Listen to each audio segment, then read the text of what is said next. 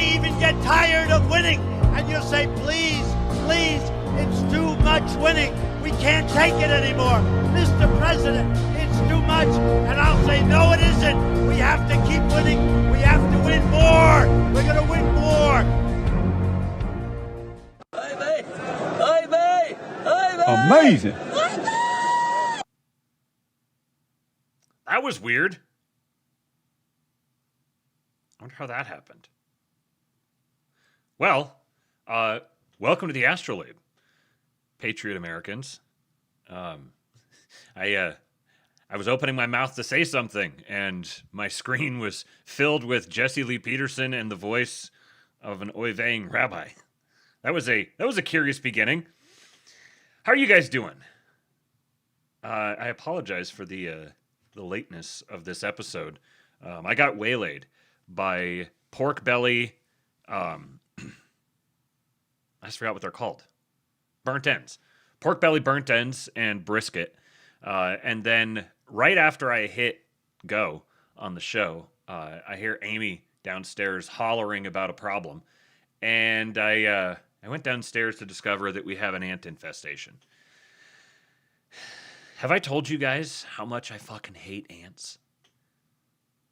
Have I ever ranted to you about the level of scorched earth that I want to go on every single ant on the planet? Total ant death, yes. I cannot tolerate the existence of ants. Of course, Eastwood is not on board with this. Eastwood loves ants.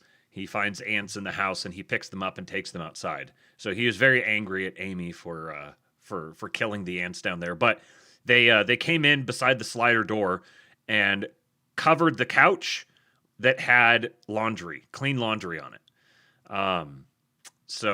Yeah, I've got some work to do when the stream is over here tonight. Poor Amy is down there digging her way out of ants, and I just went down there and she said, "We've got ants," and I just despise ants. Why do ants exist? Ants and mosquitoes. Cannot stand them. Ants, I guess I could figure out a justification for why. How did they get in? They got in because it's Texas. They got in because it's Texas, and the ant season means that ants are going to go wherever they want. They are the most relentless little fuckers on the planet. Antiggers and muskiggers. Yeah. So, and, the house we live in is a new build from, I don't know, 2021 or 2022, something like that. And so how the starter home new build sort of new construction in Texas, you can probably imagine what that means for build quality. It's fine. It's fine, but you could tell that a bunch of Mexicans built it. Oh, so happy Wednesday, everyone. You know the rule about Wednesday shows. Yesterday, had we done a show on Tuesday, it would have been a Hulk Hogan birthday episode. But I did not do a show yesterday, so we did not do a Hulk Hogan birthday episode. However, we are going to celebrate today Hulk Hogan. First of all, because of this. The Gay Dave! Need to hear Real American for Hulk's birthday. Whoops. We'll do that one for the fun of it. And then Dave Johnson is the gayest person to ever walk this green earth. Here is the biggest, gayest man in the world. Wow. So gay. Thank you, Dave, for the $100. You requested Real American. So Real American, you're going to get. Please do be like Dave. Amy says that she is crying over spilt cleaner because she had to use up the rest of her bottle of thieves oil cleaner to try to ward off the ants. We're trying to maintain at least a little semblance of crunchiness. We try to minimize the poisons in the house. We've given up on the idea of eradicating poisons from the house for the time being, but we at least want to minimize them. So please do be like Dave. Make it up to Amy. Go to tips.kingpill.com and tip your streamer tonight or gift a sub. Those all work. Welcome to the YouTube viewers. Most of the party's happening over on Kick, as you probably saw when the chat was on the screen. We invite you over to Kick, but we also stream to YouTube as well because I know that the Kick app isn't the greatest thing in the world. So, in honor of one of the greatest Americans, HH. And so, my fellow Americans, ask not what your country can do for you, ask what you can do for your country. I am a real American, fight for the rights of every man. I am a real American, fight for what's right, fight for your life.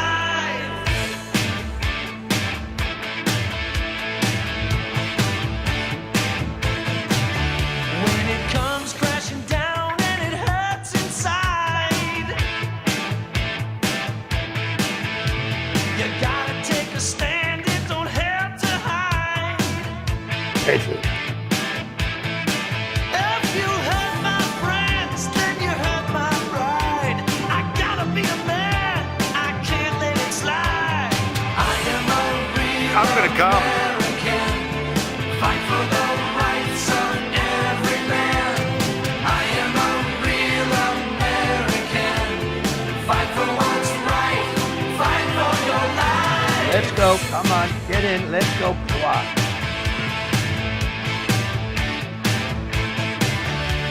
I feel strong about right and wrong, and I don't take trouble for very long. We need to take those motherfuckers out. I got something deep inside of me. Courage is the thing that keeps us free. I am a real American, fight for the rights of every man. I am a real American. I've got an idea. Why don't we just kill him? Fight for what's right, fight for your life. I am a real American, fight for the rights of every man. I am a real American, fight for what's right, fight for your life.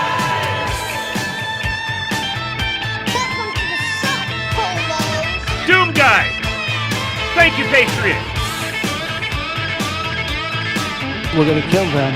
You know, they're gonna be like dead. If you hurt my friends, then you hurt my pride. I gotta be a man, I can't let it slide. I am a real American, fight for the rights of every man. I am a real American, fight for what's right, fight for your life. Nigga, we ride with Donald Trump over here, nigga. Fight for the rights of every man. I am a real American. Fight for what's right. Fight for your life. I am a real. Train, say your prayers, eat your vitamins, be true to yourself, true to your country, be a real American. Whew. Keep my motherfucking president name out your mouth. Fuck, niggas. Oh, what a glorious American. Rest in peace, Hulk. Yeah, there was some John Tent there. You saw that, huh? Woke 2.0. Why woke isn't going away anytime soon. Yeah, we're going to... Yeah. This is probably going to be a subject of a future episode. Myself, look at that. Look at that Patriot mind meld that's happening here between the John Tent and the Astrolabe. I do have to say that I find it offensive that John keeps dropping his episodes right before I go live. I think this is unacceptable. He's stealing my audience because as soon as you see that John Tent drop, you got to hit play right away. Kingless Kingdom says, I was about to watch it when you went live. Well, Kingless Kingdom, you were a patriot, sir. That is a real patriot sacrifice. Shout out as well to Straight Buster, who actually stopped watching the John Tent to come over here. You guys are patriots. Mirren Chuck in the house. He says Matt likes being demonetized on YouTube. Well, you see, Dave gave me $100. So if you give me $100, then I will play something that will get demonetized on YouTube. It actually gave me the little pop up that said, "We've detected that you're streaming someone else's content." It was right at the end of the song, so I waited it out, and it didn't pull the stream. We got close. Okay, so today, don't call it rigging, call it fortifying. Jeff! ICE is going to power glove illegals, and you're blackpilling. We're power gloving illegals. Every day we get a new sentence introduced to the conversation that had never existed before, and I never would have imagined that it would exist. That's a new one. ICE is going to be power gloving the illegals. Imagine being an illegal. Why would you even stay here anymore? There's a whole bunch of them that are doing that math, and they're like, yeah, no. I'm out. Forget this. Yeah, so don't call it rigging, call it fortifying. Do you guys remember this article? I've been thinking about this for several weeks now, and I wanted to dedicate an episode to reading this article, going back and looking at it now after everything we've been through for the past coming up on 6 years. What could we learn if we go back and we revisit this tell-all piece that was written? I forgot to get the date of exactly when it was written. Let me see if is it over here. February 4, 2021. So less than a month after January 6th. Do you remember how everything just there was this big tension, this big build. Everyone was waiting for the big move to happen. And then it just and everyone just accepted the new normal. President Biden. And all of us were left in the lurch. Shout out to Lurch. All of us were left in the lurch. And then they dropped this article. Now, you may have heard the term fortifying elections. That term, that particular use of the term, you may not remember it, but that came from this article. In this article, they have a sentence that we will stop and dwell on that says, they were not rigging the election, they were fortifying it. This is where the term election fortification came from. So now, after watching the way the administration has been going after their enemies to the extent that they can, because some of this stuff is like, you need to dedicate some resources to going after your enemies. You also need to dedicate resources to just building up your power base. And sometimes those two actions are the same. Sometimes they're not. Sometimes you need to accumulate political capital, and going after enemies is an expenditure of political capital. So you need to make sure that your political capital expenditure is not outstripping your political capital accumulation. So they are going after their enemies. It's happening regularly. We'll talk about a couple of them here in the setup here today. I'm going to hit some little quick hitters. But they wrote this article because they can't help themselves. You could get all is it like Aleister Crowley or whatever, like Revelation of the Method? You could, and I'm sure maybe there's some aspect of that there, but it's also this is a victory proclamation.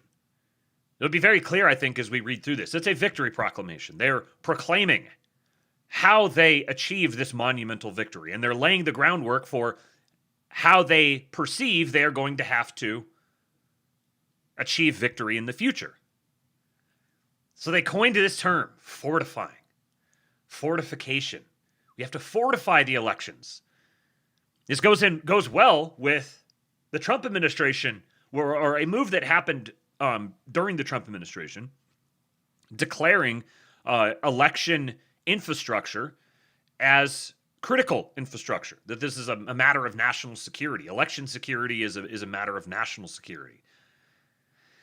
You had the introduction of the organization CISA, and the cybersecurity.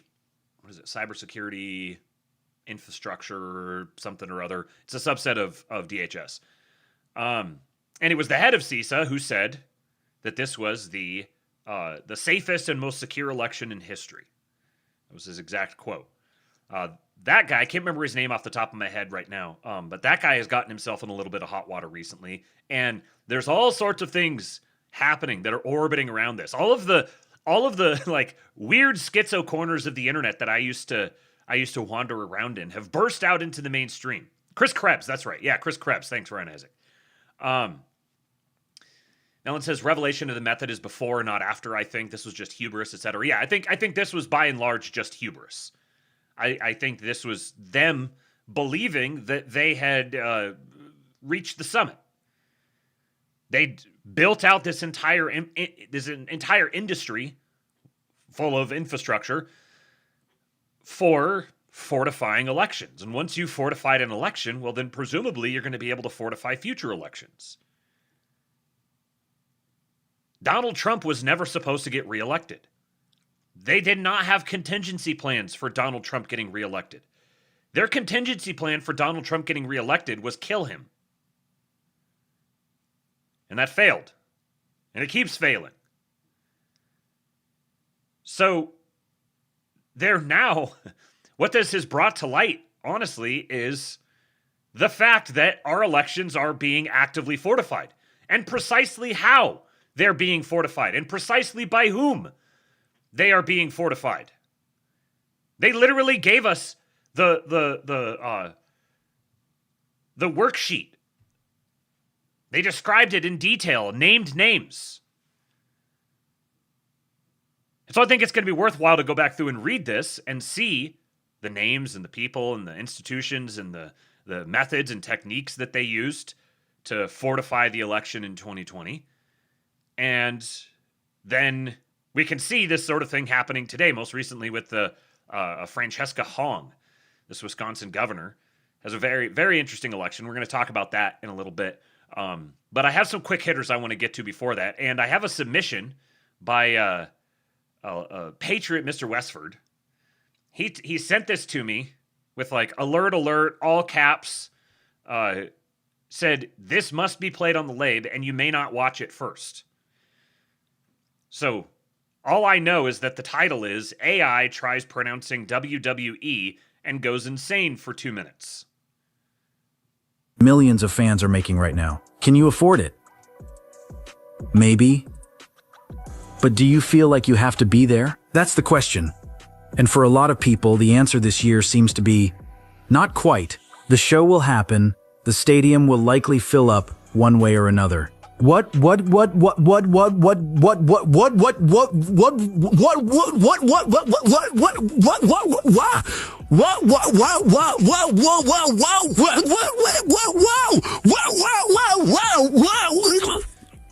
Panicking when Trump starts winning.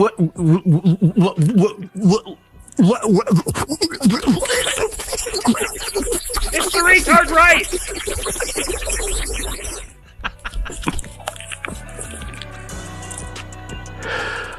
Like we just heard Thomas Massey's career.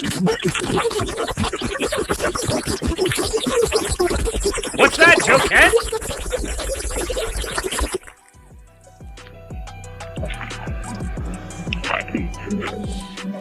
Like oh, it's Candace Owens!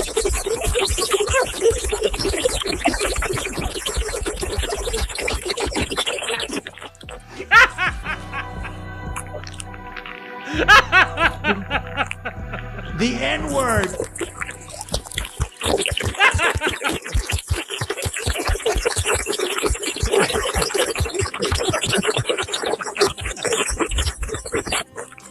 Shitbuster says this is what Curtis Yarvin sounds like.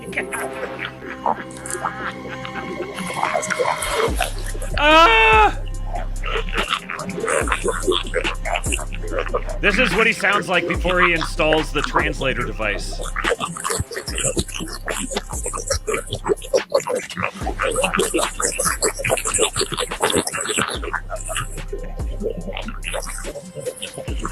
It completely broke it.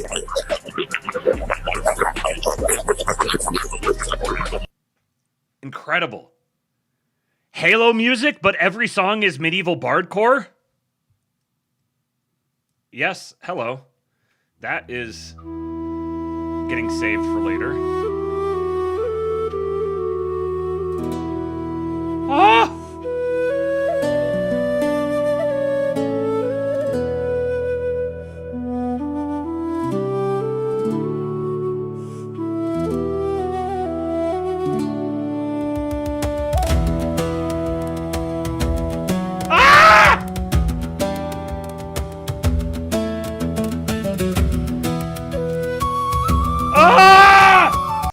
Okay. I can't. Oh! That might have been too much already. That's really, really good. I'm so glad that I just discovered that. Thank you, algorithm. Yeah, everyone else argues with their algorithm all the time. They're always like pissed off at their algorithm.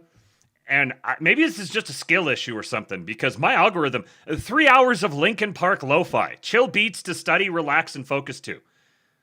But imagine the world that I would be in if I didn't have an algorithm actively feeding these things to me. I wouldn't think of looking for 3 hours of Linkin Park. Now I will.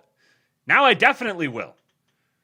A video made specifically for Slutty Milk. Yeah. If you're mad about your algorithm or you're mad about your experience on an internet app, you're impotent signaling. It's a skill issue. Get good, fag. Shout out to Steve Banyan for getting this one on my radar. The Trump administration has backed Holy Trinity Monastery in its opposition to a proposed wind farm near the historic Orthodox Christian site, with the U.S. Department of Agriculture saying it stands with the monastery as it seeks to protect the property from what the department described as a foreign-owned wind project. So, a historic Christian monastery is fighting a proposed wind farm that it says would surround the property and disrupt the peaceful setting where worshipers pray, serve, and bury their dead. Holy Trinity Monastery, an Orthodox Christian monastery in Jordanville, New York, about 30 minutes north of Cooperstown. Of course, Holy Trinity Monastery is 30 minutes from Cooperstown. Incredible. How can you ever blackpill? They fear that the wind project could destroy one of the main reasons that pilgrims visit the monastery, its serenity. The Trump administration is backing the monastery's fight, the U.S. Department of Agriculture told Heartlander News. So it turns out that this is Terragen LLC. And Terragen LLC is, where was the background on it? It is jointly owned by Masdar, the United Arab Emirates state-backed green energy company, and Igneo Infrastructure Partners, a global investment manager. When people talk about Iran, Israel, the GCC, the different Gulf states, this is what they're talking about. This is what comprises the power base of all of those nations. The people are secondary. The people are just there as they're fodder. They know that they're cattle. They're maximizing on them as cattle. All of the Gulf states, all of the Middle Eastern states in general, really are essentially corporate territory that's being battled over. The Trump administration has previously moved to revoke wind project permits, including for a project in Idaho approved during the Biden administration that was planned near a World War II memorial. The administration has instead promoted conventional energy sources, including coal, oil, and natural gas, as well as baseload power sources such as nuclear energy. So Rolling Hills is the third wind project that developers have proposed near the monastery. The first project would have put 90 wind turbines to the east, about a mile from where we're sitting right now. They are 4 times higher than our bell tower, Marianka said. This is the, let me get his exact, the vicar bishop of the Eastern American Diocese, Reverend Luke Marianka. Church officials told WKTV that about 4,000 people are buried on monastery grounds and that pilgrims visit from around the world, including Europe, Canada, and South America. They also told the outlet they face a more difficult fight after New York expanded the authority of its Office of Renewable Energy Siting. Siting is spelled with an S, so like finding sites for renewable energy projects. They've had final authority over permits for renewable energy projects such as wind and solar farms, and church officials said that they worry local communities will have less input on projects such as Rolling Hills. These sorts of wind and solar farms through these kinds of projects, this is European bullshit. Like, this is how the European nations are going to support themselves, and they're going to live in the requisite poverty to be able to try to build a semblance of a first world nation around wind and solar. So, my president backing the Orthodox Church against windmills. It's official. DOJ's Civil Rights Division has quietly ended its 20-year policy of suing states to discharge mentally ill patients from institutions under Olmstead. Per Associate Attorney General Harmeet Dillon's July 13th directive, the department will not rely upon the Olmstead guidance in its enforcement of Title II of the ADA. The homeless NGO complex is losing its backbone. So what this means here is that the Civil Rights Division is going to is backing off and allowing the states to states can choose to not discharge mentally ill patients from institutions. The federal government isn't going to be breathing down their neck trying to force them to discharge the mentally ill patients. And I'm sure that there's this is going to correspond with other policies that are redirecting funding away from the whole homeless NGO complex, which is itself deeply intertwined with the election fortification industry. And then look at this guy. Look at this absolute Guinea patriot. This is Department of Labor Inspector General. Ghost offices, is that right? We are, Rob. Thanks for having us. We are on the ground in Texas. We are in a building here with 2 stories, probably a couple of dozen offices, tech companies, and we've been knocking on the doors. Just this building alone has over 500 approved H-1B applications, and we're knocking on doors, and we're not getting much answer. So it's very hard to believe that these visas that are supposed to be issued for unique uses by companies who need them to stay in business here in the United States of America, not only are they not even behind the door, but the doors are shut, the lights are off, and it doesn't seem like anybody's been here for a while. You could tell that they pulled this guy off of his waste management circuit, and they were like, hey, we're going to pull you into the Department of Labor. We're going to make you the Inspector General. We want you to go down and go check these places out. Go knock on some doors.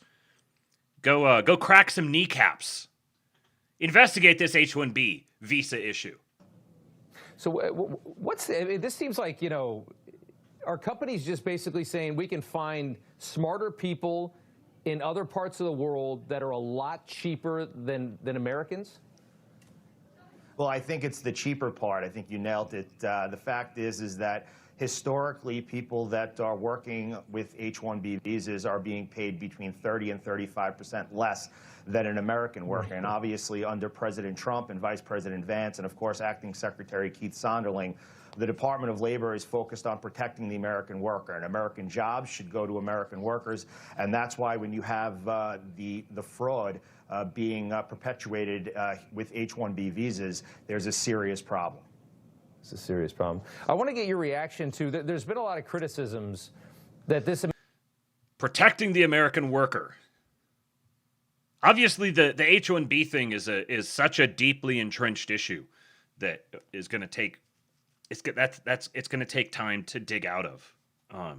But again, if you want continued further crackdown on these sorts of things, we need continuity of government. 88th Attorney General. What do they mean by this? Todd Blanche is the 88th Attorney General. He has announced charges against 11 individuals for an extensive decade-long marriage fraud scheme involving more than 1,000 sham marriages between Chinese nationals and U.S. citizens, then the submission of fraudulent applications for green cards. All of the individuals responsible were foreigners, naturalized citizens, and a green card holder, accounting for hundreds of fraudulent green cards. This is one of the largest marriage fraud prosecutions in history. What's that? One of the largest marriage fraud prosecutions in history? Cracking down, like these are the sorts of this is the sort of infrastructure that ties in directly to election rigging, benefits fraud. You got your waste, fraud, and abuse, and the birthright citizenship, taking advantage of birthright citizenship fraudulently. Todd Blanche has been on a roll lately. Then HUD Secretary Scott Turner showed up to fraud-ridden Los Angeles to announce that the Trump admin is cutting off funding to the homeless industrial NGO complex. Ah! Jump scare. Joint efforts, they highlight why we put LASA on notice. They will not receive another cent of American taxpayer money until they can account for every single dollar. Money, as we all know and all agree, does not grow on trees. Taxpayers understand this. American people understand this. So true, Mr. African American, sir. We must and we shall be good stewards. Year after year, hundreds of millions of taxpayer dollars were funneled to LASA with little accountability and zero results. The LA Continuum of Care, led by LASA, had received $1 billion in taxpayer dollars over the last 5 years. That's $1 billion over the last 5 years with no accountability and zero results. And despite receiving more federal homelessness funding than any other jurisdiction in our nation, LA remains the epicenter of the nation's drug-fueled homelessness crisis. When they start sending the like former NFL player, I don't know if it seems like he is a former NFL player, I think, or it was a college football player or something like that. When when the like black preacher, former athlete, Republican men start getting activated, you know shit's about to happen. During that same decade, that homelessness in LA doubled. HUD funding to LA nearly tripled. How many know that's a problem? Funding doubled. The amount of homelessness tripled. Funding doubled, homelessness tripled. Funding doubled, homelessness tripled. It's almost like if you just took those two variables in isolation next to each other, you would say, let's see, this one doubled, this one tripled. So when we pay for homelessness, we get homelessness. They're not combating homelessness, they're funding it. We got to run a new play. That play does not work. LASA could not verify the existence of 2,300 housing units. But as good stewards of taxpayer dollars, we'll cut LASA's funding off from receiving another dollar. Good stewards. Boys, we got to be good stewards. We have zero tolerance for this abuse. Under the leadership of President Trump and Vice President Vance, we are rooting out corruption and ensuring that those who need care are truly going to get it. The days of funding corrupt failure are over. The Trump administration will not fund a homeless industrial complex any longer. At HUD, we're only interested in real results.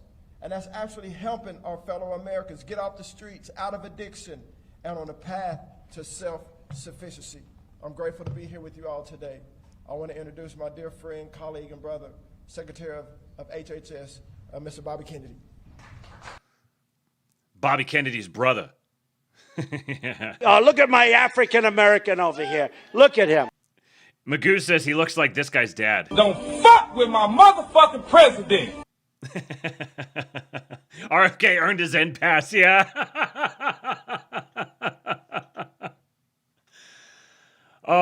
So LAHSA had received $1 billion in taxpayer dollars. $1 billion over the last 5 years. So how many different angles is this now? If you think about all the infrastructure that goes into rigging elections, how many different angles are they attacking them on? If you take into consideration funding and the use of the designated foreign terrorist organization, if you talk about USAID, you talk about the Shield of the Americas operation going after the cartels, and run down the list. How many different fronts are they now fighting, defending themselves on? And of course, this ties straight into the whole yen carry trade thing as well. This is how they generate all of the money that they use to fund all these sorts of things. The DOJ has arrested the former CFO of the Southern Poverty Law Center on fraud charges. Heidi Bayrich was in charge of secretly paying donor money to white supremacist groups and ran SPLC's project tracking hate groups in the U.S. When you start normalizing people being arrested for these sorts of things, starting with the one who looks like this and is accused of secretly funding white supremacist groups, this is what we call a political slam dunk. unsealed a case against the former chief financial officer of the Southern Poverty Law Center.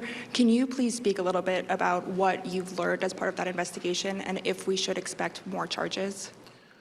So yes, today, my understanding is today there was an arrest made, and there is a new indictment that includes the former CFO of SPLC.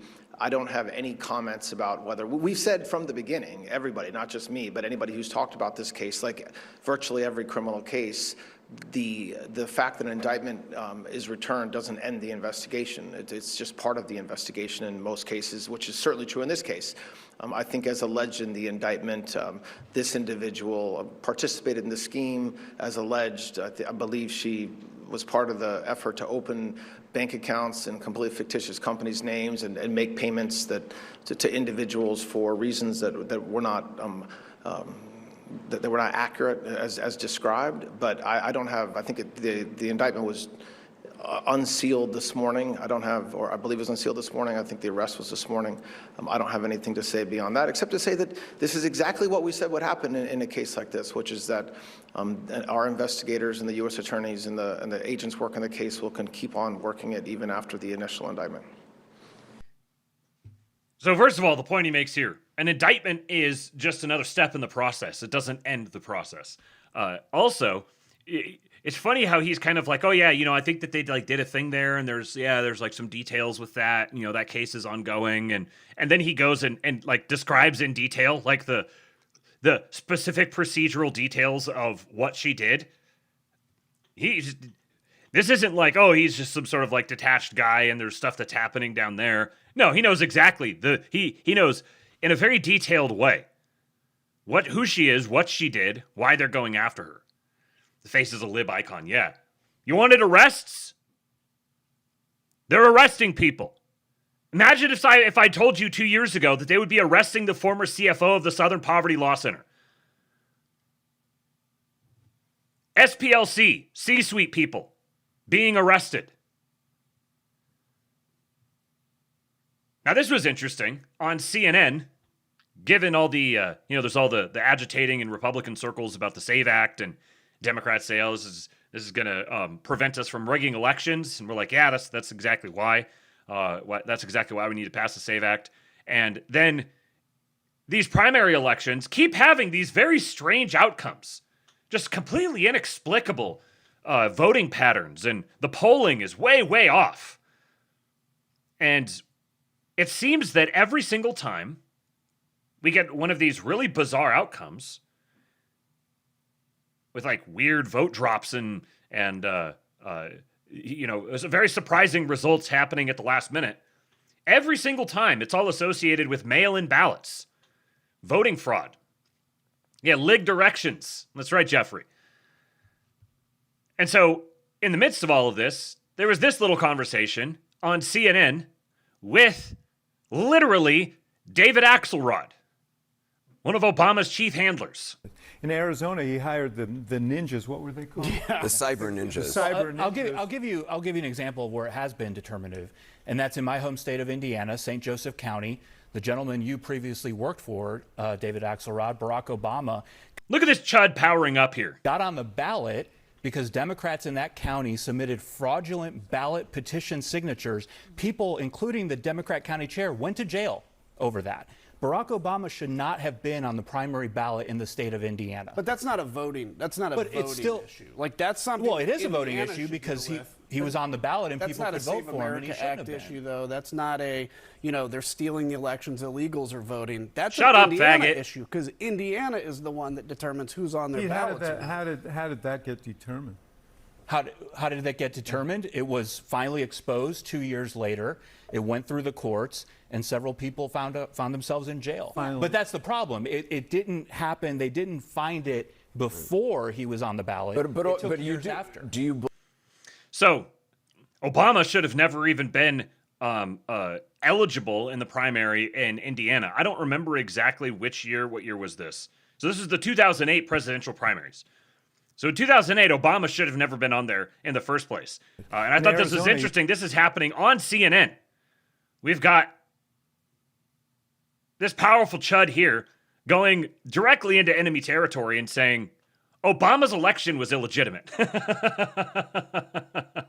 Now, this is the aforementioned creature, fish-headed creature, Francesca Hong. November 16 of 2020. Do you remember where you were November 16 of 2020? Take yourself back to November 16 of 2020. Right after the election, coming up on Thanksgiving. This is what Francesca Hong was thinking about. She says, cancel Thanksgiving. Should have done this in 1621. If it takes a worldwide pandemic for us to realize we should stop celebrating colonialism and the original super spreader event that killed indigenous folks and women, so be it.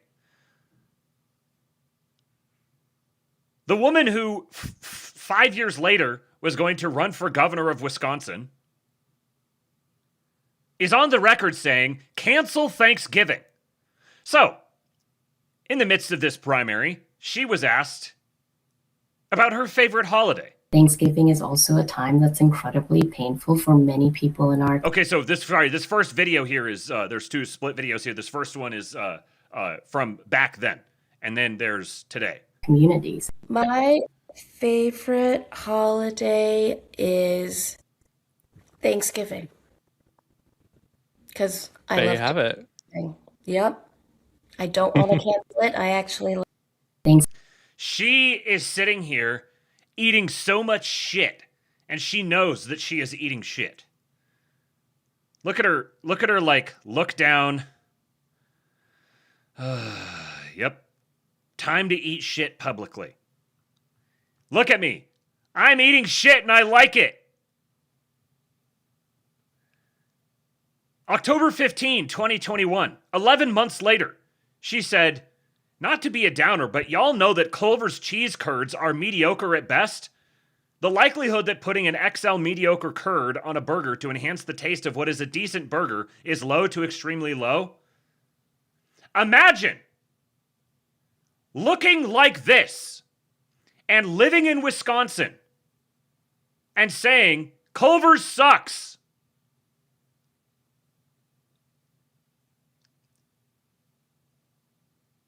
This is the Democrat Party. This is her voting. What is this?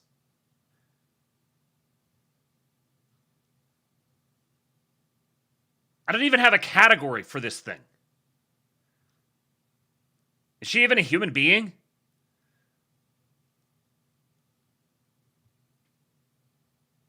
Richard Hanani, I apologize for putting him on your screen here, but he says, wow, I had never seen Francesca Hong speak before. The personality is more of a liability than DSA, which is bad enough. This will be a disaster unless Republicans nominate some homeless wife beater, which is unfortunately like a 50% chance these days. Thank you, you worm. Listen to her. Why do you believe that the police must still exist? Still exist? Because the reality of this moment and the types of public safety systems that we have, I want us to be sensible and realistic, but we know now that the billions invested in the criminal legal system is not working. We are spending on incarcerating an individual more than tuition for UW-Madison. That, this is about making sure that local law enforcement, is working with community, that we are taking resources from the state and investing in things like public education, victim services, out-of-school programs for our kids to go and have a great, be able to be themselves. These are things that data and facts have shown that prevent crime. Again, if you want to be tough on crime, you better be tough on causes. Do you still long-term want to abolish police? But ultimately? I believe that we have. Imagine being asked to vote for this. In Wisconsin. But ultimately? I believe that we have to be serious about public safety, and I'm going to be a governor that is more serious than anyone else in making sure that we are building systems of care, that we are focusing on lowering crime, getting guns off of our street, and making sure that folks who are incarcerated, which 90% of those folks will be going back to community, that we're lowering recidivism rate. And it's appalling to me that for folks who are working within our prisons, they have some of the highest suicide rates of any job and occupation. So this system is not working. If we want to be serious, we better be putting these billions into the things that we know prevent crime. Would you care to clarify the statement about?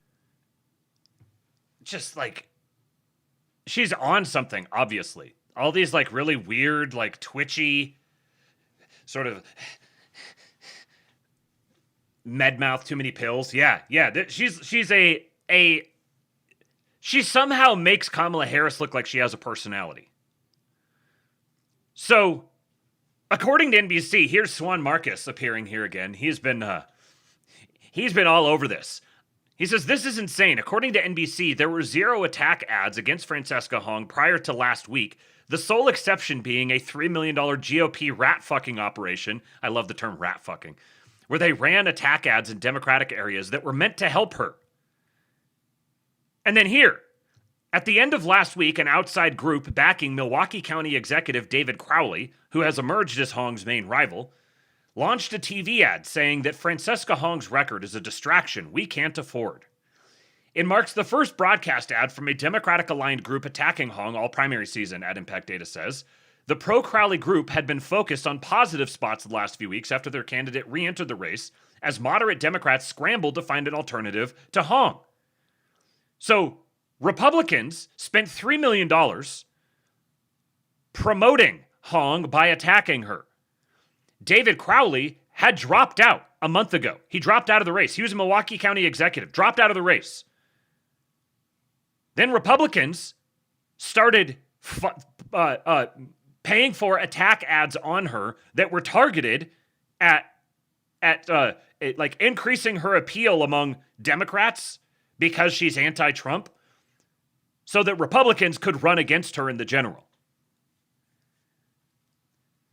She's been targeted by nearly $3 million in ads from a group linked to the Republican Governors Association calling her too liberal for Wisconsin, but those are an effort by the GOP to boost the Democrat they view as most beatable in November. So David Crowley had dropped out of the race. Then, outgoing Democratic Governor Tony Evers went and pulled him back into the race. And it says, it's been a similar story in the campaign trail. Crowley and his most prominent supporter, outgoing Democratic Governor Tony Evers, have taken some shots at the controversial positions Hong has posted on social media and tried to walk back. Still, Evers said on WISN TV's Upfront that, of course, will be helpful if Hong wins the nomination. Of course. During the lone debate of the primary at the end of last month, she didn't face any direct criticisms from the other Democrats on stage. So she is the DSA candidate. And obviously, we talked about this DSA insurgency in the Democrats right now. Swan Marcus says the Democratic establishment literally ran 0 attack ads against a candidate who had an on-the-record vote 7 months ago against a bill designed to prevent pedophile teachers from sexually grooming underage girls. Also, the first attack ad being Francesca Hong's record is a distraction we can't afford is fucking nuts. Your attack should be, she's so extreme on crime she thinks pedophile teachers shouldn't go to prison. Tell Francesca Hong Wisconsin says no to child molestation. Yes, there was a vote. She was one of 6 people who voted against a bill that was designed to prevent pedophile teachers from sexually grooming underage girls.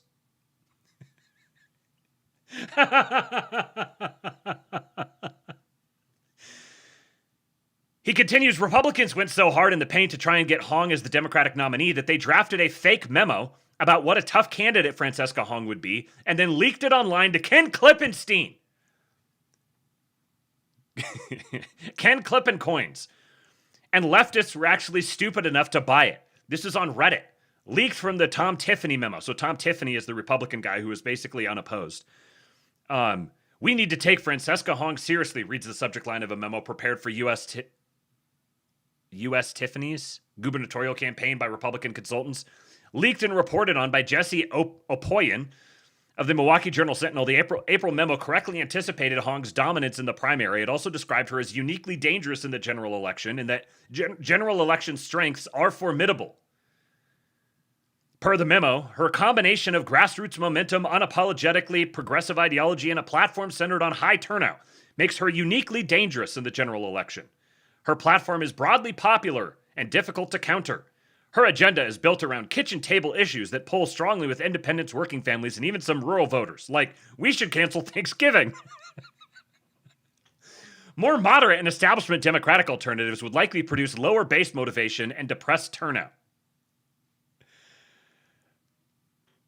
This is some good shit, man. This is some good work. So what ended up happening is these were the last 5 Wisconsin governor Democratic primary polls.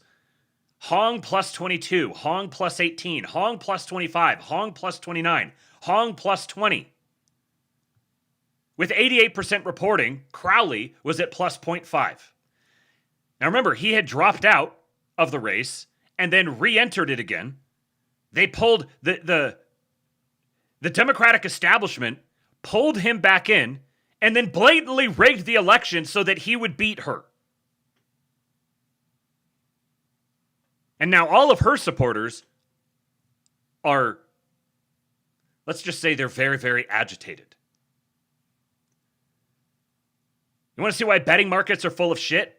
At 8 p.m. Central, betting market had Hong at 95%, Crowley at 5%. At 9, it went to 80-20.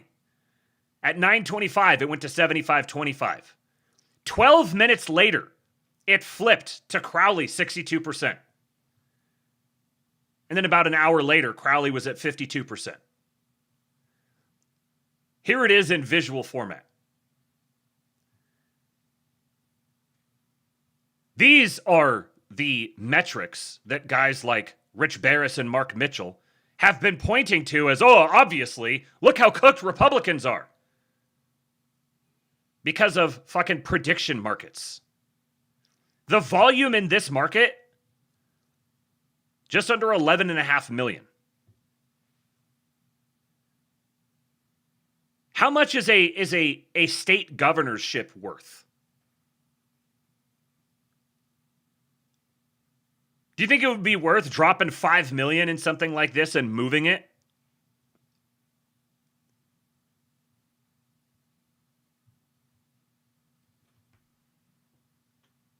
There's major issues right now with polling and the betting markets. People don't know what the betting markets actually indicate, and or they know, but they're lying about it to try to drive an agenda, because if everybody sees someone as a favorite, they're more inclined to treat them as the favorite, which makes it more likely that they become the favorite. There's lots of areas where this can break down through that flow, that flow chart there. But one of the bigger issues here is that, I mean, imagine what a poll, like, think about what a poll actually is. You're like, I want to see what decision people are going to make on this thing. And now sit and reason to yourself about how you would try to access a sufficient sample of the right type of people to accurately portray that. So you're trying to, in this case, you're trying to duplicate what the actual voter turnout will be. You're trying to predict what that's going to be. But if you oversample either people who are not going to turn out and actually vote, so if you sample people who aren't actually going to vote, or you oversample particular demographics of people who are going to turn out to vote, you're not going to get a clear picture of what it's actually going to be. And it just so happens that the people who are most inclined to be the swing vote, to be the vote that makes the difference, whether they turn out or don't turn out, are very hard to actually sample. Have any of you in the chat actually been polled on any election-related issue, let's just say since before the 2024 election, so including the last 2 elections? Have you ever answered an internet poll, responded to political texts, and gave your answer there? Yeah, every single person. No. Ninja Spade says once, so we've got 1. I never have. Never answered a poll on a website related to an election. Never responded to an email. Never answered a phone call. Never responded to political texts. So every single person in the Labe chat right now has never been polled. Their positions, their voting tendencies have never been expressed in polling. And then think about how many people are like you, just broadly speaking, in your broad orbit, demographically equivalent to you, across whatever crosstabs. The polls are garbage. They're bad and they're getting worse because the demographics that are more likely to respond to polls and that are easier to get in touch with, namely the older demographics, are literally diminishing as a percentage of the population. And they don't have reliable methods for polling younger people. And then there's also the problem that they might actually find the people and poll them, but then those people aren't going to actually vote. I think this is what happened with Mike Lindell. He was running for the Republican nomination, was a heavy favorite for the governorship in Minnesota. He was a heavy favorite according to all the prediction markets and all the polling. And he got wiped out, wasn't even close. And it's because the people who were being polled were the people who were not actually going to turn out and vote. They have lots of opinions. They talk about it a lot on the internet, but they're not actually going to go out and vote. So now in this particular case here, it seems pretty clear to me that Democrats realized that having Hong elevated to actually win the primary, she had a legitimate shot because of, number one, it's an open primary, so Republicans were crossing the aisle and voting for her. Number two, she has the legitimate base of the actual DSA people, of whom Wisconsin has a pretty substantial population. And then there was the big Republican push advertising her. So there was probably going to be people who were like, oh yeah, she's like the Asian, she's the woke progressive one. And Trump is, she's the most opposed to Trump. So I'll just vote for her. I don't know any difference. And they realized that having her run in the general was going to be catastrophic. She was going to get her clock cleaned. And so they had to scramble at the last minute, pull Crowley back in, do a big whirlwind tour with the outgoing Democratic governor, who is a absolute kingpin in Wisconsin. And then even that wasn't enough, because the way that the vote actually panned out was human error in Milwaukee after midnight caused 5 USB sticks to not have the election results on them. This was the official explanation that they gave. And the results. What we uncovered was that 5 of the sticks had the audit log downloaded and not the results. It's a human error. These things can happen. So basically what we need to do is go back to the operations center and we're going to download out of those 5 machines the results and make sure that's not the audit log. So yes, Ninja of Spades, they broke the glass. They broke the glass, and they did it completely transparently. Oh no, we accidentally got the audit logs instead of the actual votes. So we came out here to give a press conference and say, hey guys, sorry we don't have it. It's going to be a little while. We're definitely not here like buying time or anything. You know, we're definitely not coming out here with some sort of bullshit explanation while people are furiously fortifying in the background. So we have the reports printed from the first download. We're going to reprint and start the process so that we can compare those results. We invite you to come join us. Milwaukee Police Department will come with us too. And so we'll re-download those results and then send them back here to be uploaded. 5 machines are at issue? Correct. Not the machines, the sticks. So the download process was the audit log was downloaded, not the results. So it wound up that last I saw, I think that he ended up beating her by like 3,000 votes for a statewide primary. He beat her by like 3,000 votes. Just barely edged her out. Giggity.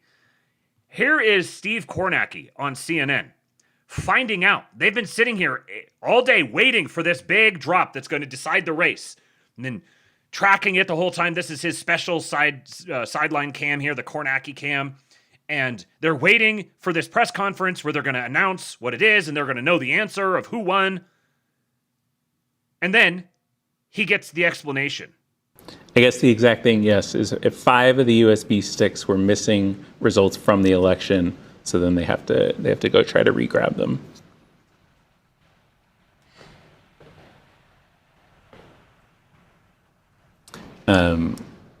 Yeah, and they're all the folks behind the scenes are talking about this as well, so we can also look. It's unfortunate. The folks behind the scenes here, you're saying? Yes. Are how do I ask this artfully?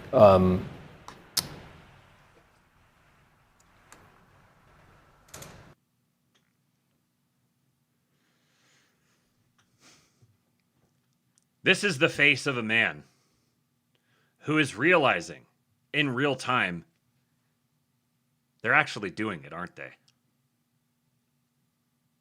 They're actually doing it. It's so obvious. It's so clumsy. So completely transparent. Indian Orin. Yeah.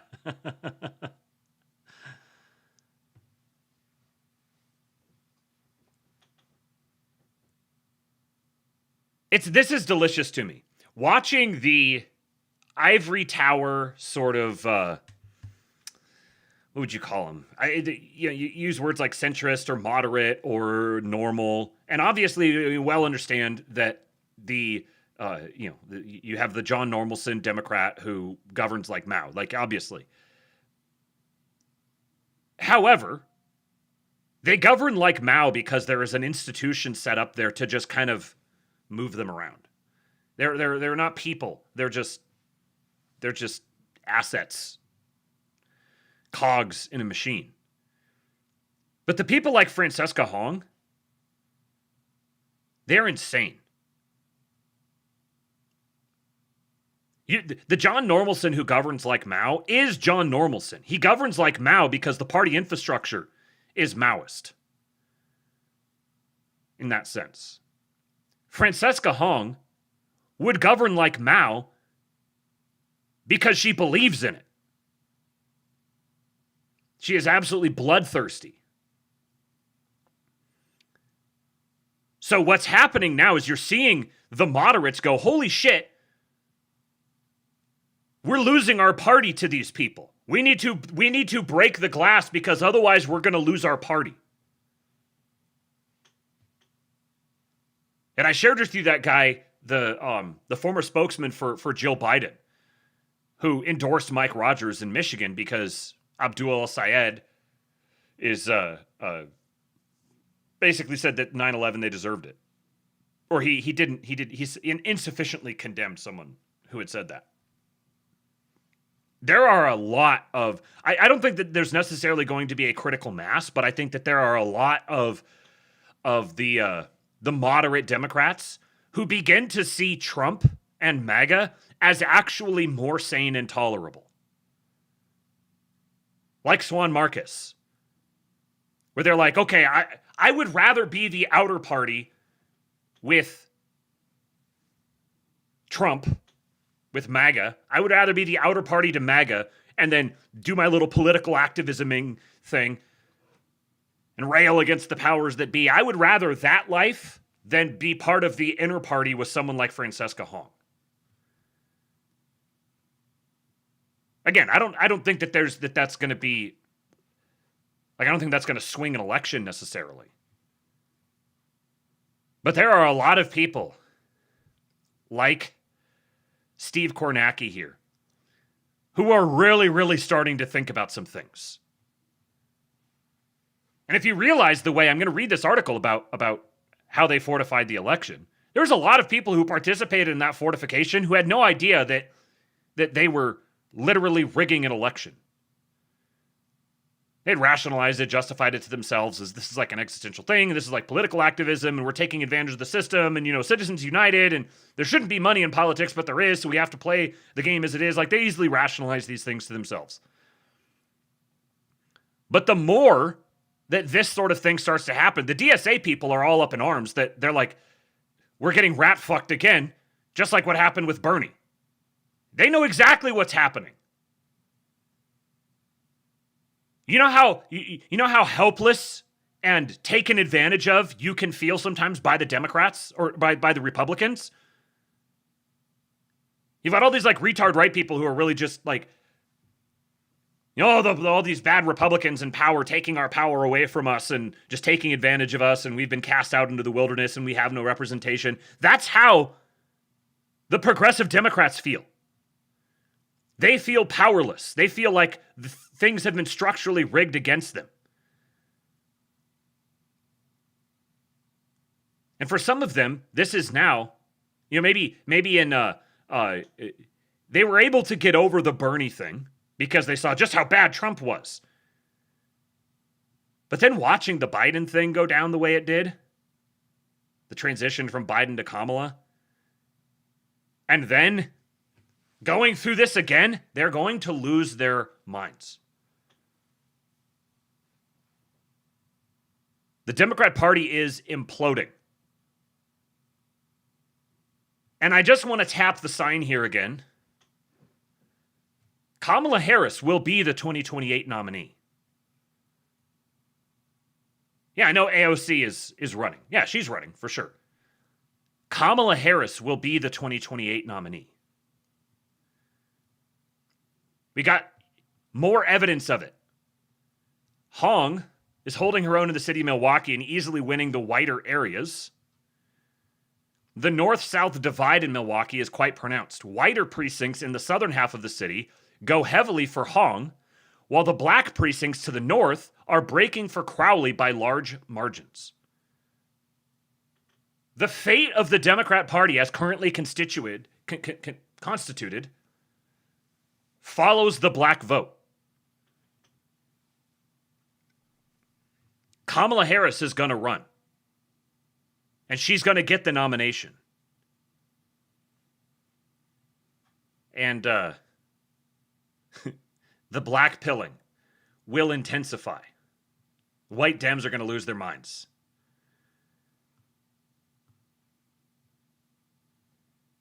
I wouldn't be surprised if it's like a Kamala AOC ticket. But either way, they're going to get their clocks cleaned. Look at this. The finance bros are, statistically speaking, the most conservative and Republican major on college campuses, and it's not even close. Look at these here. Here's the finance bros up here. At the bottom, you've got weak Democrat, independent to Republican. And now it doesn't, strong Republican or I don't know how far the scale of this goes. Because, I don't know, you can't, it doesn't quite show up on the screen here, but you could see down here on the lower left-hand side, you have weak Democrat. Then you've got independent here at 3, but I don't see another party affiliation or sympathy or whatever here in this direction. But then on this side, you've got somewhat liberal down here at the bottom, slightly liberal, moderate. So, and then there's no like conservative or anything on the scale. So there's a little bit of like damning with faint praise kind of here, but here's your finance bros. You've got accounting, business, and marketing. You've got agricultural and food sciences. Interestingly, you've also got nursing up here. Probably be an interesting thing to dig into. And then down here at the bottom, of course, you've got environmental studies, theater, English, film and media studies, public policy, international relations, anthropology, philosophy, fine arts, cognitive science. Completely unsurprising, political science, African American studies, digital media design, history.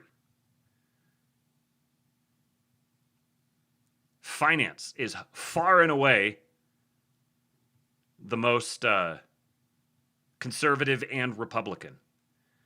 All right, now, please do tip your streamer, folks. Tips.kingpill.com and tuck in, because we have got ourselves a very, very interesting read ahead of us. This was February 4, 2021, the secret history of the shadow campaign that saved the 2020 election. Interestingly, if I hover over I don't know if this was the original title of it. If I If I hover over the tab, it shows like the title that's embedded on the tab, and it's the secret bipartisan campaign that saved the 2020 election. So I don't remember if that was the original, title, and then they changed it to the secret history of the shadow campaign that saved the 2020 election. But anyways, a weird thing happened right after the November 3 election. Nothing. A nation was braced for chaos. Liberal groups had vowed to take to the streets, planning hundreds of protests across the country. Right-wing militias were girding for battle. In a poll before Election Day, 75% of Americans voiced concern about violence. Instead, an eerie quiet descended. As President Trump refused to concede, the response was not mass action, but crickets. When media organizations called the race for Joe Biden on November 7th, jubilation broke out instead as people thronged cities across the U.S. to celebrate the democratic process that resulted in Trump's ouster. Dave! You know, Dave Johnson is the gayest person to ever walk this green earth. Here is the biggest, gayest man in the world. Wow. So gay. So gay. Thank you, gayest man. You're a patriot, sir. A second odd thing happened amid Trump's attempts to reverse the result. Corporate America turned on him. Hundreds of major business leaders, many of whom had backed Trump's candidacy and supported his policies, called on him to concede.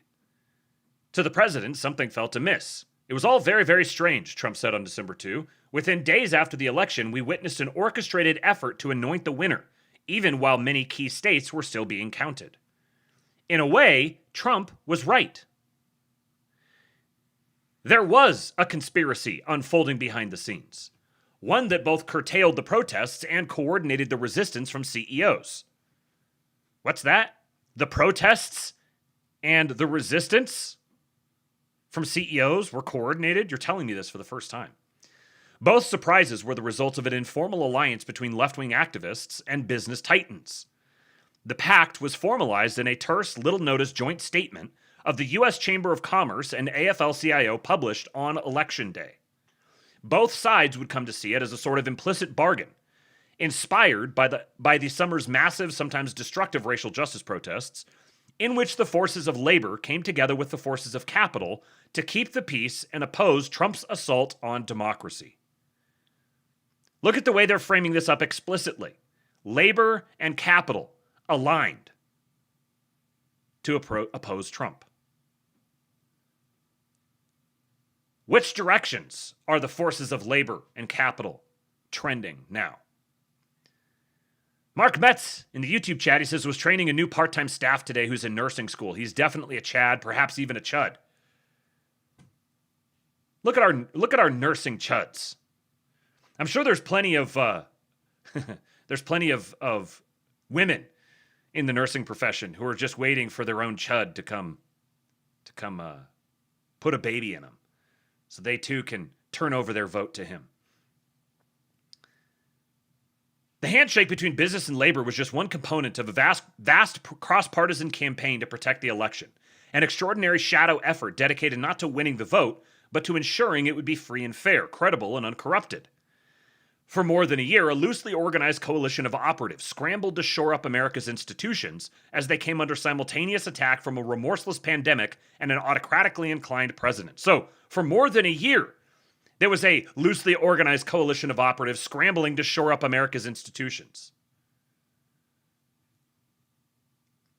Though much of this activity took place on the left, it was separate from the Biden campaign and crossed ideological lines, with crucial contributions by nonpartisan and conservative actors.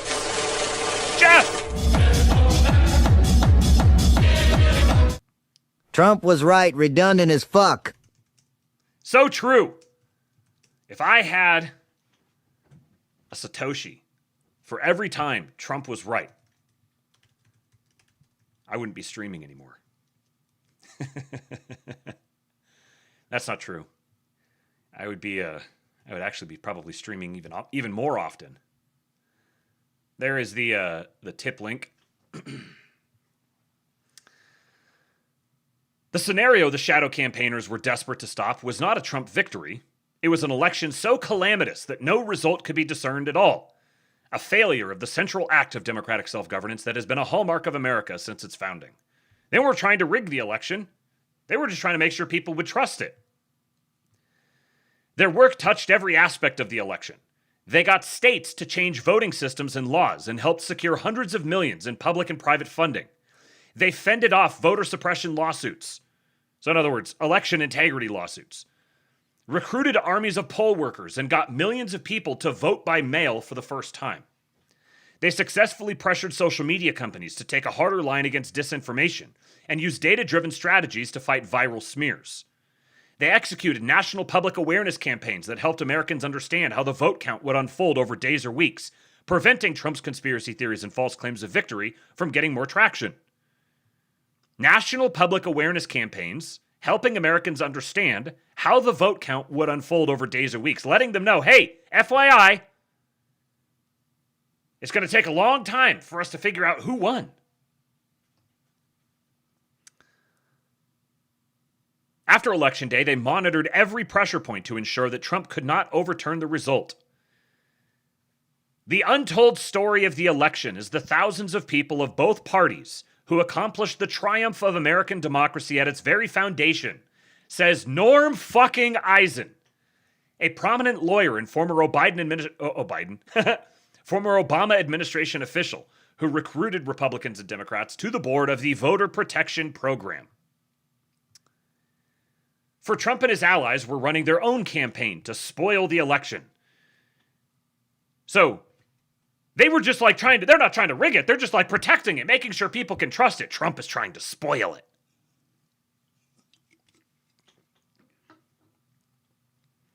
The president spent months insisting that mail ballots were a Democratic plot and the election would be rigged. So true, Mr. President. His henchmen at the state level sought to block their use, while his lawyers brought dozens of spurious suits to make it more difficult to vote, an intensification of the GOP's legacy of suppressive tactics. Before the election, Trump plotted to block a legitimate vote count, and he spent months following November 3 trying to steal the election he'd lost, with lawsuits and conspiracy theories, pressure on state and local officials, and finally summoning his army of supporters to the January 6th rally that ended in deadly violence at the Capitol. Remember, this was written and published. Well, this was published. Who knows when it was written? This was published less than 1 month after the January 6th rally. What is it that electoral justice protests? That's what Charles Haywood calls them. The January 6th electoral justice protests. The democracy campaigners watched with alarm. Democracy campaigners could be here, he thought. Emperor Atreides! Spencer Pratt for press secretary. Ooh. And Texan answer as gay as Dave. Ooh! Oh! I hadn't even thought of that. Spencer Pratt for press secretary. Mr. President! I have a request to make. So true on the ants as well. Fuck ants. The Pratt secretary, yes. The democracy campaigners watched with alarm. Every week we felt like we were in a struggle to try to pull off this election without the country going through a real dangerous moment of unraveling, says former GOP Representative Zach Wamp. Nigga's name is really Wamp? A Trump supporter who helped coordinate a bipartisan election protection council. See, they made sure they had a Trump supporter there. We can look back and say this thing went pretty well, but it was not at all clear in September and October that that was going to be the case. This is the inside story of the conspiracy to save the 2020 election, based on access to the group's inner workings, never before seen documents and interviews with dozens of those involved from across the political spectrum. It is the story of an unprecedented, creative, and determined campaign, whose success also reveals how close the nation came to disaster. Every attempt to interfere with the proper outcome of the election was defeated, said Ian Basson, co-founder of Protect Democracy, a nonpartisan rule of law advocacy group. But it's massively important for the country to understand that it didn't happen accidentally. The system didn't work magically. Democracy is not self-executing. honestly pretty self-aware here. Democracy is not self-executing. The system doesn't work magically. And it's wild. I haven't read this since I did an episode where I read through it like the week it was published. But I haven't read it since then. And at the time, we had no idea just how expansive the NGO problem was. This was honestly, this article, I was there. I was there when the lore was written. This article was a big, I don't know, like brick in the wall, confirming all of this stuff.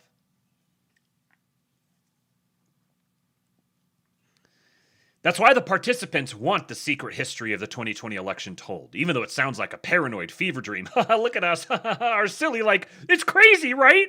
Isn't it crazy what we pulled off? You'll never believe it. I'm not a conspiracy theorist, it's just real.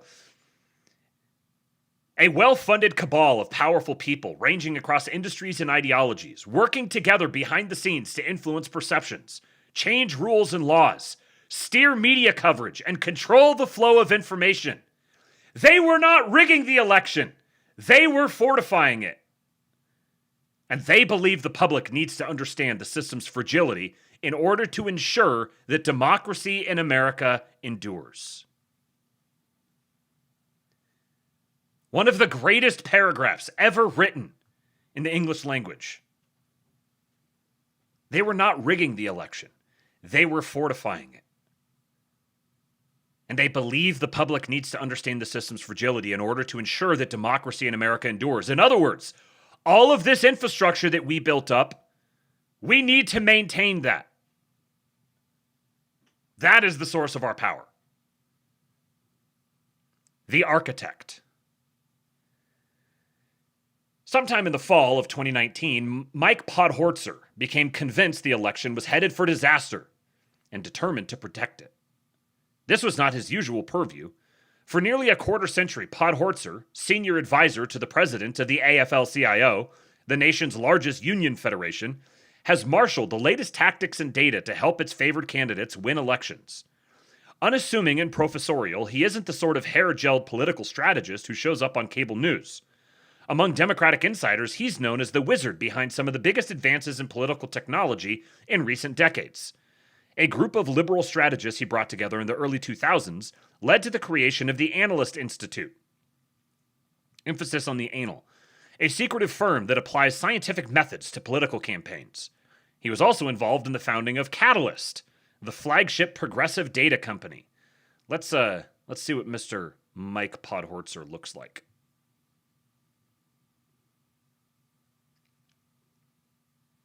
Ah, yes.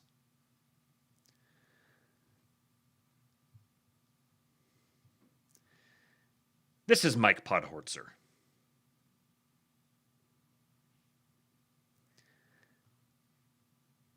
The endless chatter in Washington about political strategy, Podhorzer believes, has little to do with how change really gets made.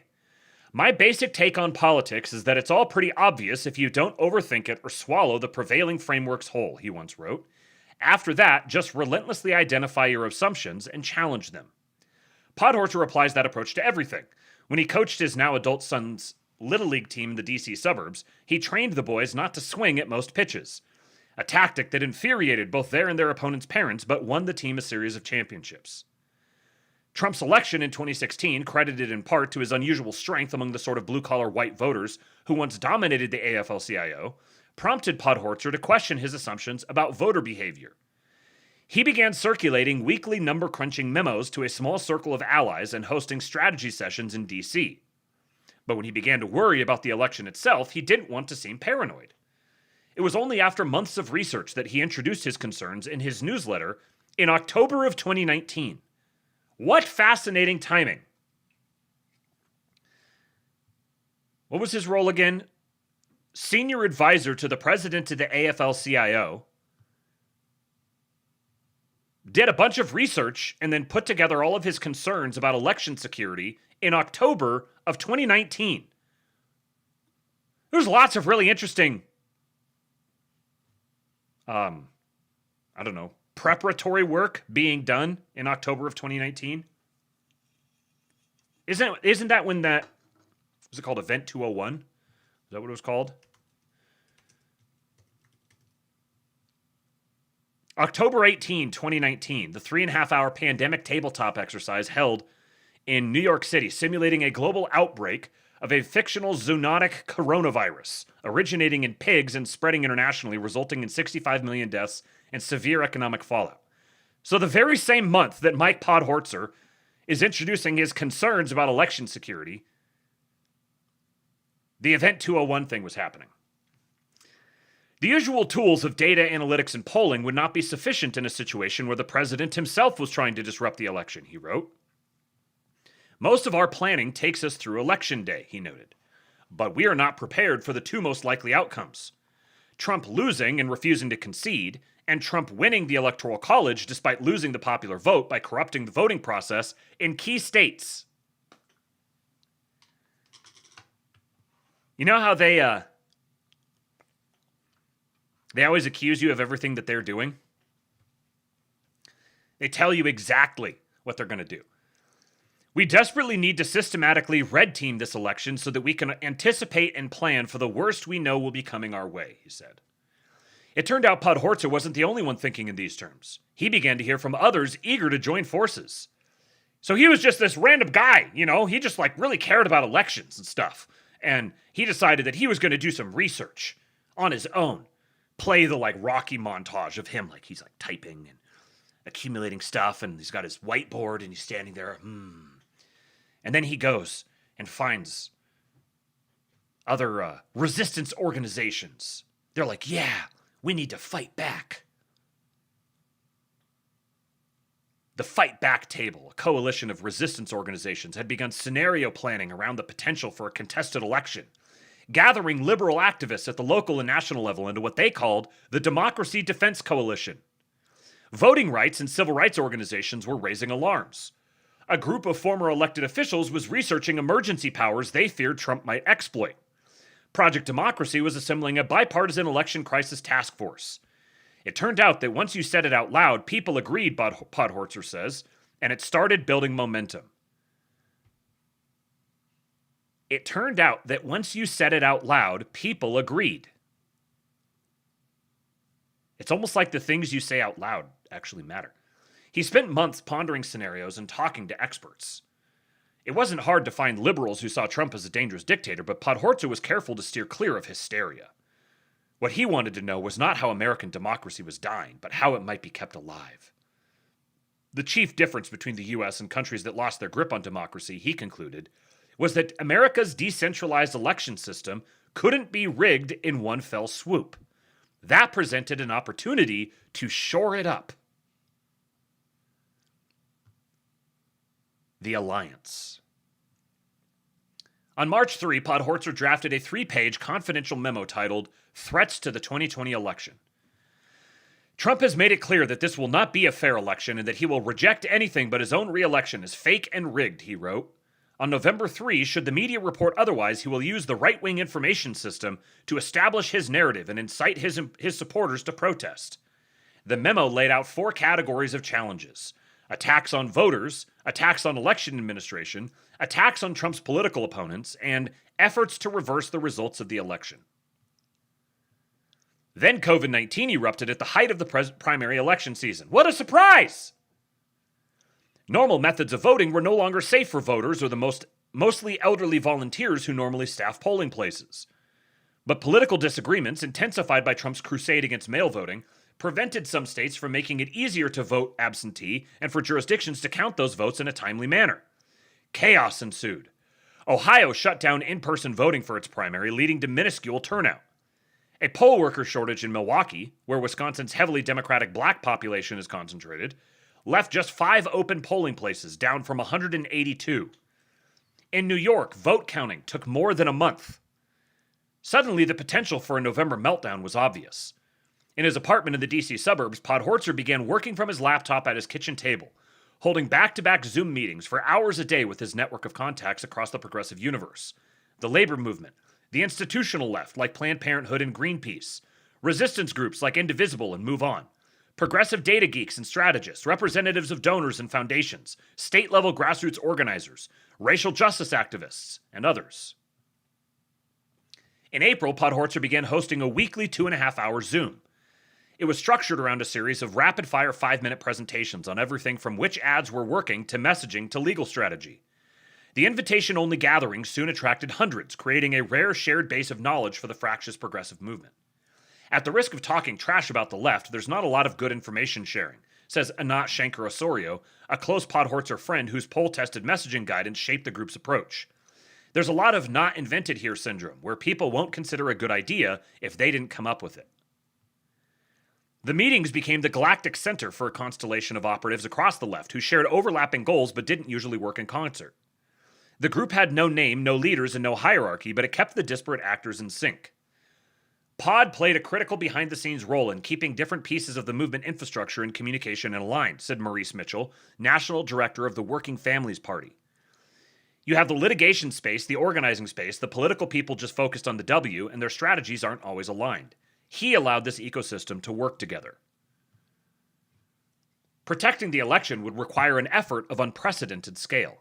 As 2020 progressed, it stretched to Congress, Silicon Valley, and the nation's state houses. It drew energy from the summer's racial justice protests, many of whose leaders were a key part of the Liberal Alliance. And eventually it reached across the aisle, into the world of Trump-skeptical Republicans appalled by his attacks on democracy. Traitors, you say? Securing the vote. The first task was overhauling America's bulky election infrastructure in the middle of the pandemic. For the thousands of local, mostly nonpartisan officials who administer elections, the most urgent need was money. They needed protective equipment like masks, gloves, and hand sanitizer. They needed to pay for postcards letting people know they could vote absentee, or in some states, to mail ballots to every voter. They needed additional staff and scanners to process ballots. In March, activists appealed to Congress to steer COVID relief money to election administration. Led by the Leadership Conference on Civil and Human Rights, more than 150 organizations signed a letter to every member of Congress seeking $2 billion in election funding. It was somewhat successful. The CARES Act, passed later that month, contained $400 million in grants to state election administrators. But the next tranche of relief funding didn't add to that number. It wasn't going to be enough. Private philanthropy stepped into the breach. An assortment of foundations contributed tens of millions of dollars in election administration funding. The Chan-Zuckerberg Initiative chipped in $300 million. It was a failure at the federal level that 2,500 local election officials were forced to apply for philanthropic grants to fill their needs, says Amber McReynolds, a former Denver election official who heads the nonpartisan National Vote at Home Institute. You get drunk if you took a shot every single time they said nonpartisan in this article. McReynolds' 2-year-old organization became a clearinghouse for a nation struggling to adapt. What a convenient time to create an organization like this. It was only 2 years old, but it became a clearinghouse. Literally used the term clearinghouse. The Institute gave secretaries of state from both parties technical advice on everything from which vendors to use to how to locate drop boxes. A 2-year-old organization telling secretaries of state which vendors to use. Local officials are the most trusted sources of election information, but few can afford a press secretary. So the Institute distributed communications toolkits. They can't afford a press secretary, so they're literally putting words in their mouths. In a presentation to Podhorzer's group, McReynolds detailed the importance of absentee ballots for shortening lines at polling places and preventing an election crisis. The Institute's work helped 37 states and D.C. bolster mail voting. But it wouldn't be worth much if people didn't take advantage. Part of the challenge was logistical. Each state has different rules for when and how ballots should be requested and returned. The Voter Participation Center, which in a normal year would have supported local groups deploying canvassers door to door to get out the vote, instead conducted focus groups in April and May to find out what would get people to vote by mail.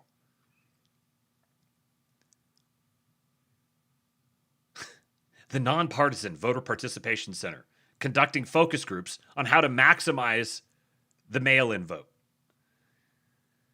In August and September, it sent ballot applications to 15 million people in key states, 4.6 million of whom returned them. In mailings and digital ads, the group urged people not to wait for Election Day. All the work we have done for 17, how many years? All the work we have done for 17 years was built for this moment of bringing democracy to people's doorsteps, says Tom Lopak, the center's CEO.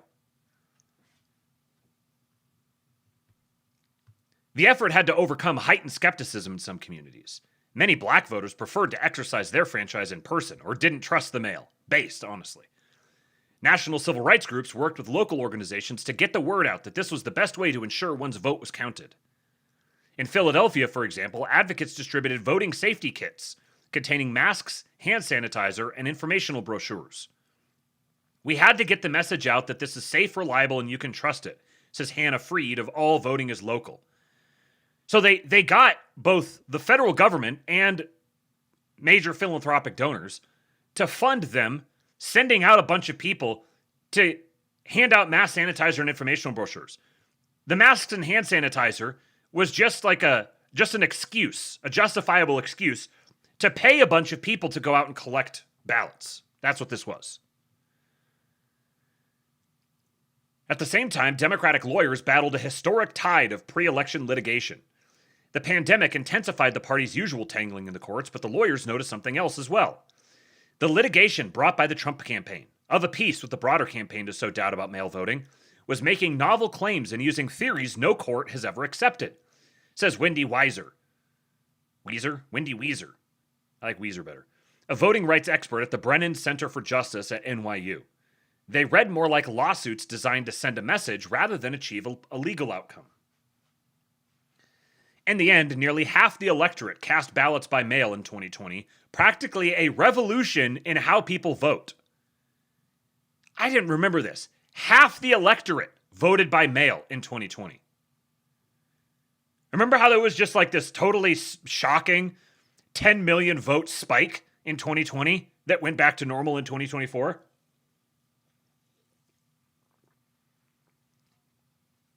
Just out in the open. About a quarter voted early in person. Only a quarter of voters cast their ballots the traditional way, in person on Election Day. 1 in 4 ballots was cast in person on Election Day. The disinformation defense. Bad actors spreading false information is nothing new. For decades, campaigns have grappled with everything from anonymous calls claiming the election has been rescheduled to flyers spreading nasty smears about candidates' families. Can you imagine that? Can you imagine flyers that spread nasty smears about candidates' families?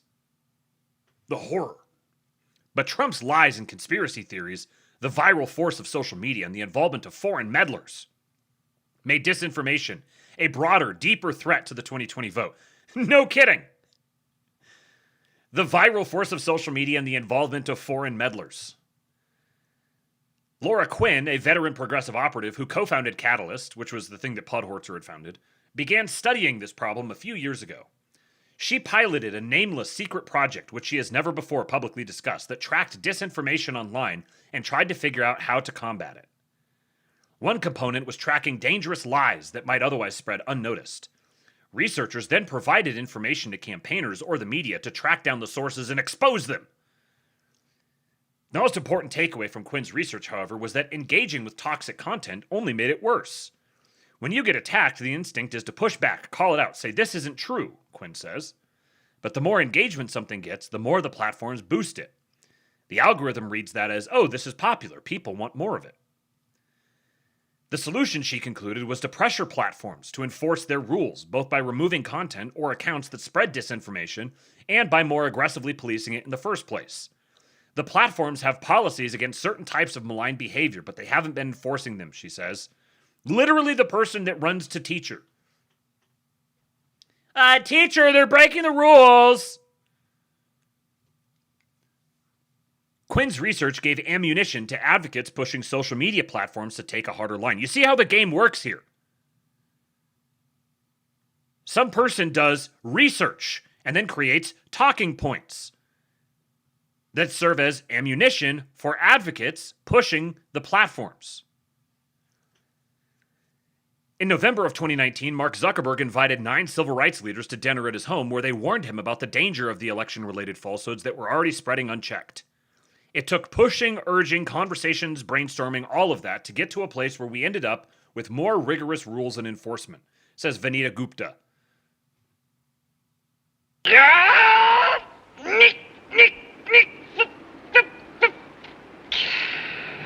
Indians. The president and CEO of the Leadership Conference on Civil and Human Rights, who attended the dinner and also met with Twitter CEO Jack Dorsey and others. Remember, this is pre-Elon buying X. Gupta has been nominated for Associate Attorney General by President Biden. I wonder if that actually wound up happening. Let's see. Yep. Oh, yeah, this chick. Assistant Attorney General for the Civil Rights Division. She was considered one of the top choices for the Harris campaign for Attorney General. Served as the Deputy Legal Director of the ACLU and was also the Assistant Counsel at the NAACP Legal Defense and Educational Fund. It was a struggle, but we got to the point where they understood the problem. Was it enough? Probably not. Was it later than we wanted? Yes. But it was really important, given the level of official disinformation, that they had those rules in place and were tagging things and taking them down. Spreading the word. Beyond battling bad information, there was a need to explain a rapidly changing election process. It was crucial for voters to understand that despite what Trump was saying, mail-in votes weren't susceptible to fraud, and that it would be normal if some states weren't finished counting votes on election night. It's crazy that they could just say this stuff. Mail-in votes aren't susceptible to fraud. How are they not susceptible to fraud? Because they're not. But, look at all the ways that they are. They're not. You can just say things. Dick Gephardt, the Democratic former House leader turned high-powered lobbyist, spearheaded one coalition. We wanted to get a really bipartisan group of former elected officials, cabinet secretaries, military leaders, and so on, aimed mainly at messaging to the public but also speaking to local officials. The secretaries of state, attorneys general, governors who would be in the eye of the storm, to let them know we wanted to help, says Gephardt, who worked his contacts in the private sector to put $20 million behind the effort.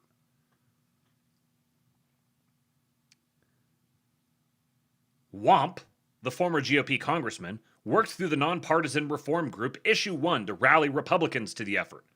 We thought we should bring some bipartisan element of unity around what constitutes a free and fair election, Wamp says. The 22 Democrats and 22 Republicans on the National Council on Election Integrity met on Zoom at least once a week.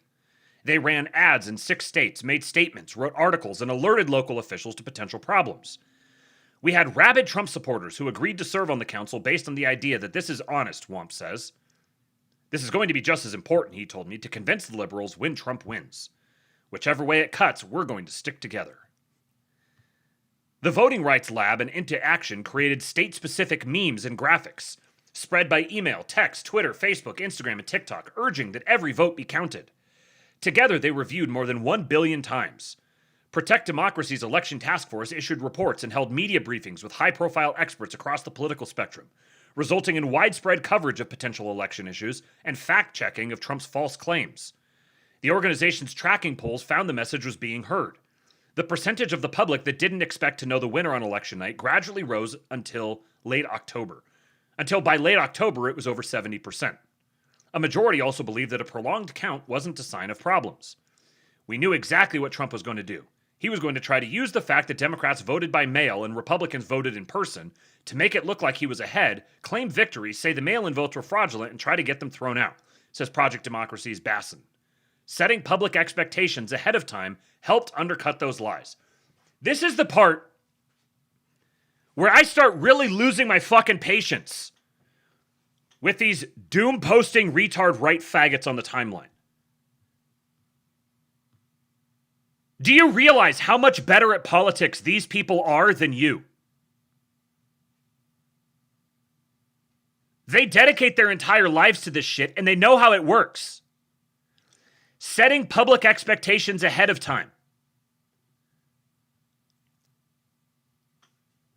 What do you think happens when you set public expectations ahead of time that you are going to lose, that you are powerless, that your enemies are infinitely powerful?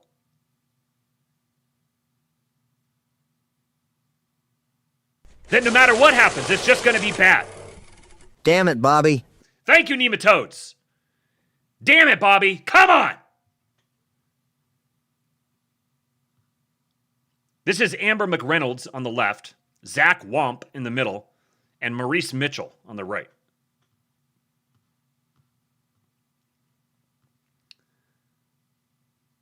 Lord Breezy says, project yourself as a god emperor and a non-zero number of people will volunteer as your serf. Remember, you can just do things. The Alliance took a common set of themes from the research Shankar Osorio presented at Podhortzer's Zooms. Studies have shown that when people don't think their vote will count or fear casting it will be a hassle, they're far less likely to participate. Throughout election season, members of Podhortzer's group minimized incidents of voter intimidation and tamped down rising liberal hysteria about Trump's expected refusal to concede. They thought it was worth their while to tamp down rising hysteria about their opponents' expected moves. They didn't want to amplify false claims by engaging them or put people off voting by suggesting a rigged game. When you say these claims of fraud are spurious, what people hear is fraud, Shankar Osorio says. What we saw in our pre-election research was that anything that reaffirmed Trump's power or cast him as an authoritarian diminished people's desire to vote.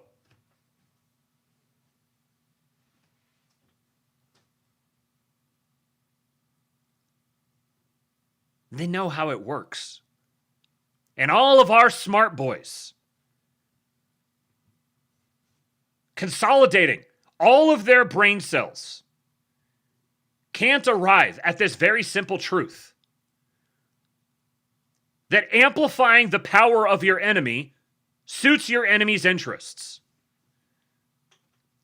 And characterizing Trump as an authoritarian diminishes people's desire to vote against him because they think it won't matter.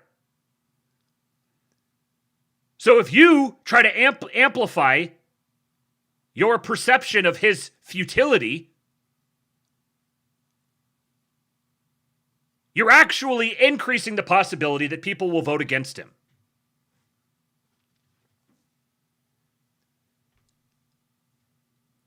Podhortzer, meanwhile, was warning everyone he knew that polls were underestimating Trump's support. The data he shared with media organizations who would be calling the election was, quote, tremendously useful to understand what was happening as the votes rolled in, according to a member of a major network's political unit who spoke with Podhortzer before Election Day. Most analysts had recognized there would be a blue shift in key battlegrounds, the surge of votes breaking towards Democrats, driven by tallies of mail-in ballots. But they hadn't comprehended how much better Trump was likely to do on Election Day. Being able to document how big the absentee wave would be and the variance by state was essential, the analyst says.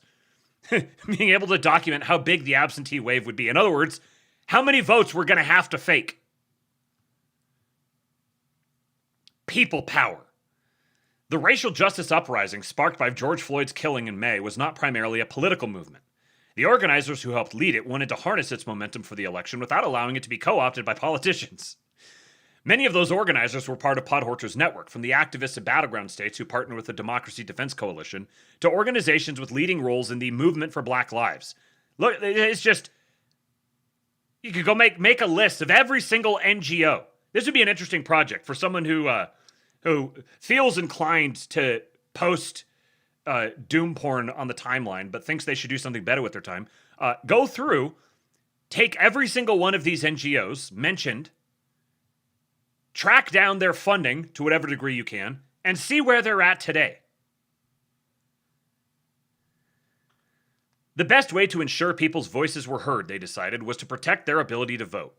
We started thinking about a program that would complement the traditional election protection area, but also didn't rely on calling the police, said Nalini Stamp, the Working Families Party's national organizing director. They created a force of election defenders who, unlike traditional poll watchers, were trained in de-escalation techniques. I wonder why they wouldn't want to have to fall back on calling the police. Isn't that odd? They wanted to be able to manage de-escalation in-house without having to call the police. During early voting and on Election Day, they surrounded lines of voters in urban areas with a Joy to the Polls effort that turned the act of casting a ballot into a street party. Black organizers also recruited thousands of poll workers to ensure polling places would stay open in their communities. The summer uprising had shown that people power could have a massive impact. Activists began preparing to reprise the demonstrations if Trump tried to steal the election. Americans plan widespread protests if Trump interferes with the election, Reuters reported in October, one of many such stories. More than 150 liberal groups, from the Women's March to the Sierra Club to Color of Change, from Democrats.com to the Democratic Socialists of America, joined the Protect the Results Coalition. The group's now defunct website had a map listing 400 planned post-election demonstrations to be activated via text message as soon as November 4. To stop the coup they feared, the left was ready to flood the streets. So again, this was written February 4, 2021. It was published February 4, 2021. And the Protect the Results Coalition's website was already defunct. Strange bedfellows. About a week before Election Day, Podhorzer received an unexpected message. The U.S. Chamber of Commerce wanted to talk. The AFL-CIO and the Chamber have a long history of antagonism. Though neither organization is explicitly partisan, the influential business lobby has poured hundreds of millions of dollars into Republican campaigns, just as the nation's unions funnel hundreds of millions to Democrats. On one side is labor, on the other, management, locked in an eternal struggle for power and resources. But behind the scenes, the business community was engaged in its own anxious discussions about how the election and its aftermath might unfold. The summer's racial justice protests had sent a signal to business owners too: the potential for economy-disrupting civil disorder. With tensions running high, there was a lot of concern about unrest around the election, or a breakdown in our normal way we handle contentious elections, says Neil Bradley, the Chamber's executive vice president and chief policy officer. These worries had led the Chamber to release a pre-election statement with the Business Roundtable, a Washington-based CEOs group, as well as associations of manufacturers, wholesalers, and retailers, calling for patience and confidence as votes were counted. But Bradley wanted to send a broader, more bipartisan message. He reached out to Podhorzer through an intermediary both men declined to name. Agreeing that their unlikely alliance would be powerful, they began to discuss a joint statement pledging their organization's shared commitment to a fair and peaceful election. They chose their words carefully and scheduled the statement's release for maximum impact. As it was being finalized, Christian leaders signaled their interest in joining, further broadening its reach. The statement was released on Election Day under the names of Chamber CEO Thomas Donahue, AFL-CIO President Richard Trumka, and the heads of the National Association of Evangelicals and the National African American Clergy Network. It is imperative that election officials be given the space and time to count every vote in accordance with applicable laws, it stated. We call on the media, the candidates, and the American people to exercise patience with the process and trust in our system, even if it requires more time than usual. The groups added, although we may not always agree on desired outcomes up and down the ballot, we are united in our call for the American democratic process to proceed without violence, intimidation, or any other tactic that makes us weaker as a nation. Realize, what this is describing here is what the Democrat Party had to do the last time that they won a national election.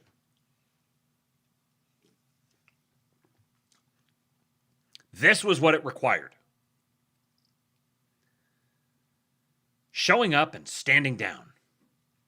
Election night began with many Democrats despairing.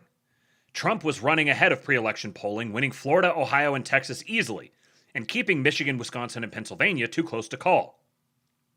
But Podhorzer was unperturbed when I spoke to him that night. The returns were exactly in line with his modeling. He had been warning for weeks that Trump voters turnout was surging.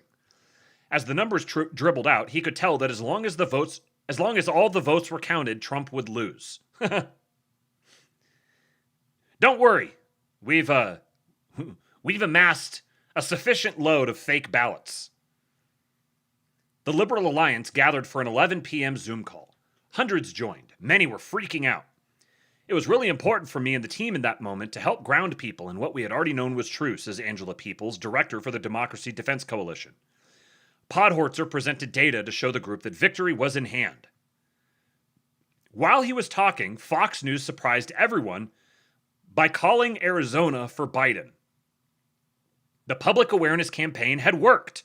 TV anchors were bending over backward to counsel caution and frame the vote count accurately. The question then became what to do next. Listen to that. Fox News surprised everyone by calling Arizona for Biden early. Next sentence. TV anchors were bending over backward to counsel caution and frame the vote count accurately. The conversation that followed was a difficult one, led by the activists charged with the protest strategy. We wanted to be mindful of when was the right time to call for moving masses of people into the street, Peoples says. As much as they were eager to mount a show of strength, mobilizing immediately could backfire and put people at risk. Protests that devolved into violent clashes would give Trump a pretext to send in federal agents or troops, as he had over the summer. And rather than elevate Trump's complaints by continuing to fight him, the alliance wanted to send the message that the people had spoken. So the word went out. Stand down. Protect the Results announced that it would, quote, not be activating the entire national mobilization network today, but remains ready to activate if necessary. We will not mobilize our army, but our army is standing in wait. If you don't accept the election, we will unleash an army on you. On Twitter, outraged progressives wondered what was going on. Why wasn't anyone trying to stop Trump's coup? Where were all the protests? Trump's coup, namely winning an election. Podhorzer credits the activists for their restraint. They had spent so much time getting ready to hit the streets on Wednesday, but they did it, he says. Wednesday through Friday, there was not a single Antifa versus Proud Boys incident like everyone was expecting.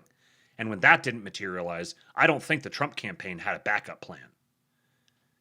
Activists reoriented the Protect the Results protest toward a weekend of celebration. Counter their disinfo with our confidence and get ready to celebrate, read the messaging guidance Shanker Osorio presented to the Liberal Alliance on Friday, November 6. Declare and fortify our win. Vibe. Confident, forward-looking, unified. Not passive or anxious. The voters, not the candidates, would be the protagonists of the story.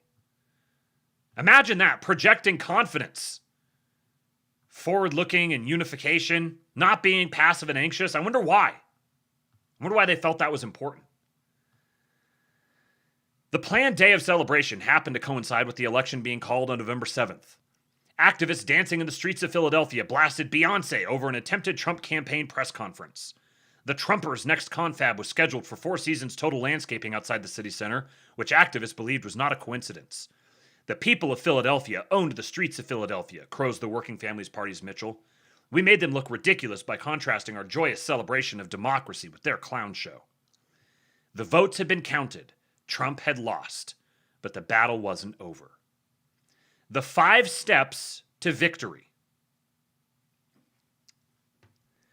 In Podhortzer's presentations, winning the vote was only the first step to winning the election.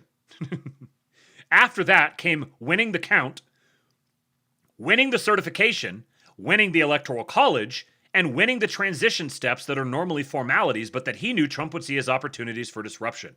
So they had a plan for winning the count, then they had a plan for winning the certification, then they had a plan for winning the Electoral College. So even if they lost the count and lost the certification, they were going to focus on winning the Electoral College. And then if they didn't win the count, the certification, or the Electoral College, they had a plan for winning the transition steps. Nowhere would that be more evident than in Michigan, where Trump's pressure on local Republicans came perilously close to working, and where liberal and conservative pro-democracy forces joined to counter it. It was around 10 p.m. on election night in Detroit when a flurry of texts lit up the phone of Art Reyes III. A busload of Republican election observers had arrived at the TCF Center where votes were being tallied. They were crowding the vote counting tables, refusing to wear masks, heckling the mostly black workers. Reyes, a Flint native who leads We the People Michigan, was expecting this. For months, conservative groups have been sowing suspicion about urban vote fraud. The language was, they're going to steal the election. There will be fraud in Detroit. Long before any vote was cast, Reyes says. He made his way to the arena and sent word to his network. Within 45 minutes, dozens of reinforcements had arrived. When they entered the arena to provide a counterweight to the GOP observers inside, Reyes took down their cell phone numbers and added them to a massive text chain. Racial justice activists from Detroit Will Breathe worked alongside suburban women from Femmes for Dems and local elected officials. Hopefully you guys are putting together your NGO list here. Detroit Will Breathe, Femmes for Dems. Reyes left at 3 a.m., handing the text chain over to a disability activist. As they mapped out the steps in the election certification process, activists settled on a strategy of foregrounding the people's right to decide, demanding their voices be heard and calling attention to the racial implications of disenfranchising black Detroiters. They flooded the Wayne County Canvassing Board's November 17 certification meeting with on-message testimony. Despite a Trump tweet, the Republican board members certified Detroit's votes. In other words, we're going to unleash Black Lives Matter mobs to destroy your city on the basis that you're disenfranchising black Detroiters if you don't certify the votes. And who knows, maybe those mobs are going to wind up at the homes of Republican board members. Election boards were one pressure point. Another was GOP-controlled legislatures who Trump believed could declare the election void and appoint their own electors, because they literally can. And so the president invited the GOP leaders of the Michigan legislature, House Speaker Lee Chatfield and Senate Majority Leader Mike Shirkey, to Washington on November 20. It was a perilous moment. If Chatfield and Shirkey agreed to do Trump's bidding, Republicans in other states might be similarly bullied. Oh no, he's going to out-bully us. I was concerned things were going to get weird, says Jeff Timmer, a former Michigan GOP executive director turned anti-Trump activist. Norm Eisen describes it as the scariest moment of the entire election. The Democracy Defenders launched a full-court press. Project Democracy's local contacts researched the lawmakers' personal and political motives. Project Democracy's local contacts researched the lawmakers' personal and political motives. Issue 1 ran television ads in Lansing. The Chambers Bradley kept close tabs on the process. Wamp, the former Republican congressman, called his former colleague Mike Rogers, who wrote an op-ed for the Detroit newspapers urging officials to honor the will of the voters. Isn't that interesting? Is there an opportunity here for Mike Rogers to redeem himself? Three former Michigan governors, Republicans John Engler and Rick Snyder and Democrat Jennifer Granholm, jointly called for Michigan's electoral votes to be cast free of pressure from the White House. Welcome to the suck, homos! Thank you, Emperor Atreides. Please do tip your streamer, folks. Tips.kingpill.com. And, odds don't look great tonight, but stranger things have happened. If we do hit the goal, make sure you're signed up at forum.kingpill.com, because we will do a drawing. And someone will get 10%. Someone will be the big guy. Go to the big guy link, forum.kingpill.com. Engler, a former head of the Business Roundtable, made phone calls to influential donors and fellow GOP elder statesmen who could press the lawmakers privately. So, they're calling for Michigan's electoral votes to be cast free of pressure from the White House, while also calling influential donors and fellow GOP elder statesmen to press the lawmakers privately. Literally says pressure and press in back-to-back sentences. The pro-democracy forces were up against a Trumpified Michigan GOP controlled by allies of Ronna McDaniel, the Republican National Committee chair, and Betsy DeVos, the former education secretary and a member of a billionaire family of GOP donors. What's that? Ronna McDaniel was in a key position of power here? On a call with his team on November 18, Bassin vented that his side's pressure was no match for what Trump could offer. Of course he's going to try to offer them something, Bassin recalls thinking. Head of the Space Force, ambassador to wherever. We can't compete with that by offering carrots. We need a stick. So we need to protect Michigan's electoral votes from pressure by getting a stick. If Trump were to offer something in exchange for a personal favor, that would likely constitute bribery, Bassin reasoned. He phoned Richard Primus, a law professor at the University of Michigan. The dude's name is Dick Primus. That is a law professor name if I've ever heard it. Dick Primus. To see if Primus agreed and would make the argument publicly. Primus said he thought the meeting itself was inappropriate and got to work on an op-ed for Politico warning that the state attorney general, a Democrat, would have no choice but to investigate. When the piece posted on November 19, the attorney general's communications director tweeted it. Project Democracy, David Atlas. Bully the gay Democrat riggers. So true. What a trook. A shekel for a good guy. Thank you, David. We must bully the gay Democrat riggers. Riggers could be here, he thought. Project Democracy soon got word that the lawmakers planned to bring lawyers to the meeting with Trump the next day. Reyes' activists scanned flight schedules and flocked to the airports on both sides of Shirkey's journey to D.C. to underscore that the lawmakers were being scrutinized. We're putting pressure on you to make sure that you're not being pressured. After the meeting, the pair announced they'd pressed the president to deliver COVID relief for their constituents and informed him they saw no role in the election process. Then they went for a drink at the Trump Hotel on Pennsylvania Avenue. A street artist projected their images onto the outside of the building, along with the words, "The world is watching." The absolute gall and audacity of these people. They're like, we must protect democracy from the pressure of Trump. And so we're going to go hunt these guys down at a hotel and project their images on the outside of the building. And you expect these guys flicker rate. The astrolabe is like a warm blanket over my brain and nervous system. Thank you, sir. That is our goal. Our goal is to blanket you in nice, warm, cozy white pills. I know maybe it's kind of hard with what's happening here right now, but realize, look at the state of the Democrat Party today. Look at the state of the anti-Trump political efforts today. And realize they went through all of this. Kai! Thank you. Doesn't say anything. But $20 is very appreciated, Kai. Thank you. These people worked this hard 6 years ago so that they can get just trucked by my president again and again and again. That left one last step. The state canvassing board made up of 2 Democrats and 2 Republicans. One Republican, a Trumper employed by the DeVos family's political nonprofit, was not expected to vote for certification.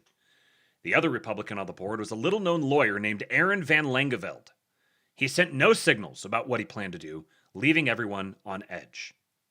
When the meeting began, Reyes' activists flooded the live stream and filled Twitter with their hashtag #AllEyesOnMI, All Eyes on Michigan. A board accustomed to attendance in the single digits suddenly faced an audience of thousands. In hours of testimony, the activists emphasized their message of respecting voters' wishes and affirming democracy rather than scolding the officials.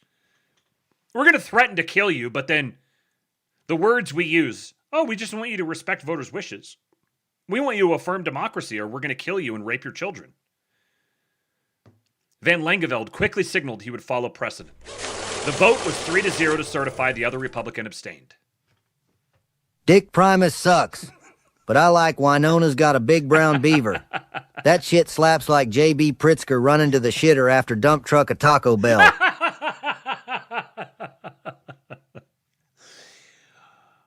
It's like poetry, boys.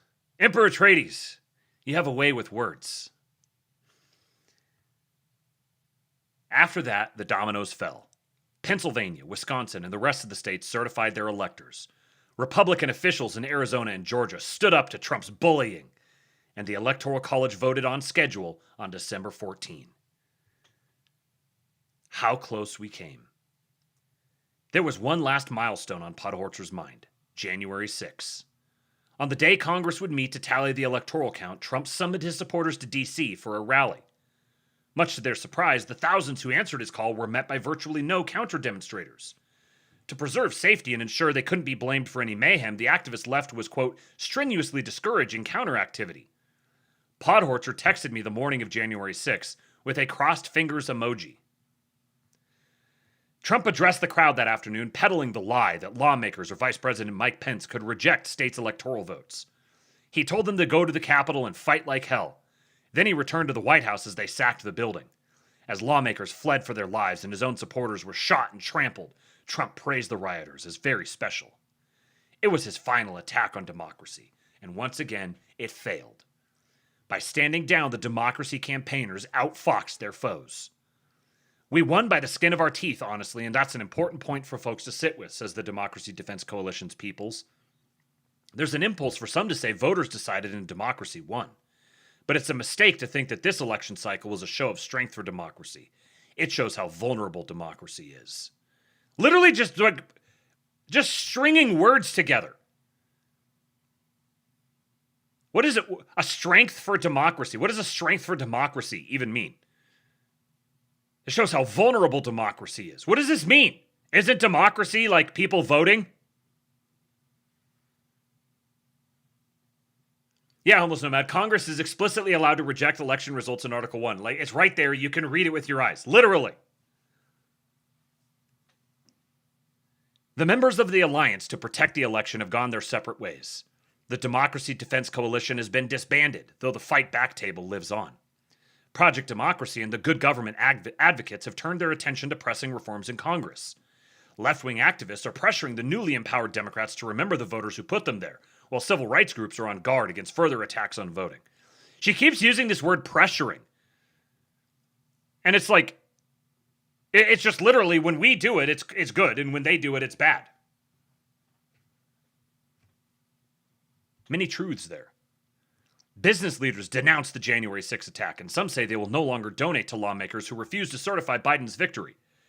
Pod Hortzer and his allies are still holding their Zoom strategy sessions, gauging voters' views and developing new messages. And Trump is in Florida facing his second impeachment, deprived of the Twitter and Facebook accounts he used to push the nation to its breaking point. As I was reporting this article in November and December, I heard different claims about who should get the credit for thwarting Trump's plot. His plot to literally just have the election like normal. Have a valid election and be elected by it. That was his great plot. Liberals argued the role of bottom-up people power shouldn't be overlooked, particularly the contributions of people of color and local grassroots activists. See, immediately it's like, okay, who gets credit? Who gets the credit for it? It was us. It was the people of color. It was the trannies. It was the disabled folks. Others stress the heroism of GOP officials like Van Langeveld. The heroism of being subjected to death threats and deciding that it's not worth having your entire life destroyed over this. And the Georgia Secretary of State Brad Raffensperger, who stood up to Trump at considerable cost. The truth is that neither likely could have succeeded without the other. It's astounding how close we came, how fragile all this really is, says Timmer, the former Michigan GOP executive director. It's like when Wile E. Coyote runs off the cliff. If you don't look down, you don't fall. Our democracy only survives if we all believe and don't look down. Don't look at us. Don't look at us rigging the election. Just believe. Just believe. Don't look. Don't look. Democracy won in the end. The will of the people prevailed. But it's crazy in retrospect that this is what it took to put on an election in the United States of America.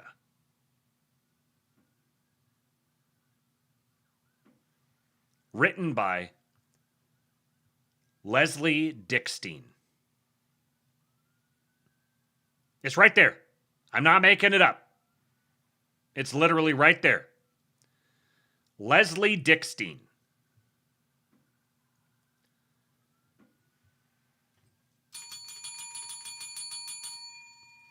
Correction appended. The original version of the story misstated the name of Norm Eisen's organization. It's the Voter Protection Program, not the Voter Protection Project. Okay, so just some modifications there. Yeah, Dick Gethard and Leslie Dickstein.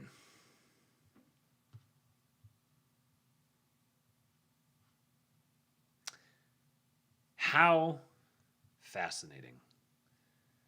And today, all of these people went to all of this work just to lose. Isn't it beautiful, folks? All right, well, that is all I've got for you today. Thank you, Emperor Atreides. One of our most reliable financial contributors. You're a patriot, sir. Yes, Mill. Good thing God favors Donald Trump. Patriot Biden pissed all over their work. Yeah. Here. They did all of that just so this could happen. Right here.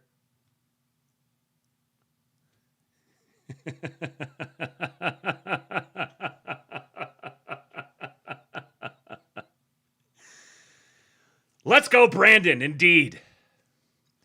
Our great inside agent. Very helpfully shit himself. Kingless Kingdom says, just got to number 5 on the EWBSX leaderboard. What a patriot. You guys got to go catch up. Go to beta.ewbsx.com. Create an account. for the duration of the beta, it's not going to go a whole lot longer, but for the duration of the beta, you can get grandfathered in to have access to the forum. You get the chat, you get the XP, you get the flares, the badges, the forum, many more things to come. And if you are a member of the King Pill Discord, then you get lifetime access to the top tier.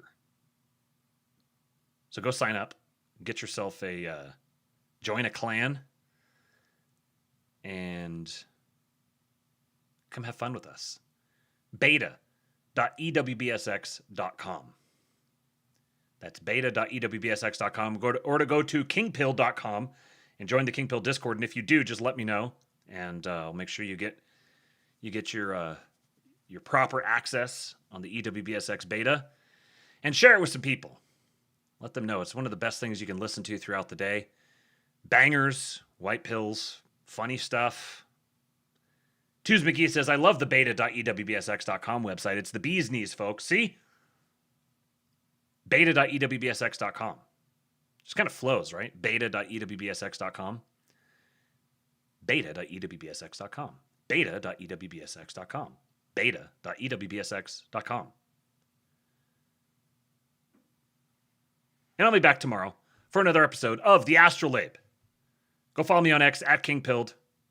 Follow the Telegram channel, t.me/KingPilled, so you know when I'm going to go live. And for now, I leave you with Hulk. When they took a shot at my hero, and they tried to kill the next president of the United States, enough was enough, and I said,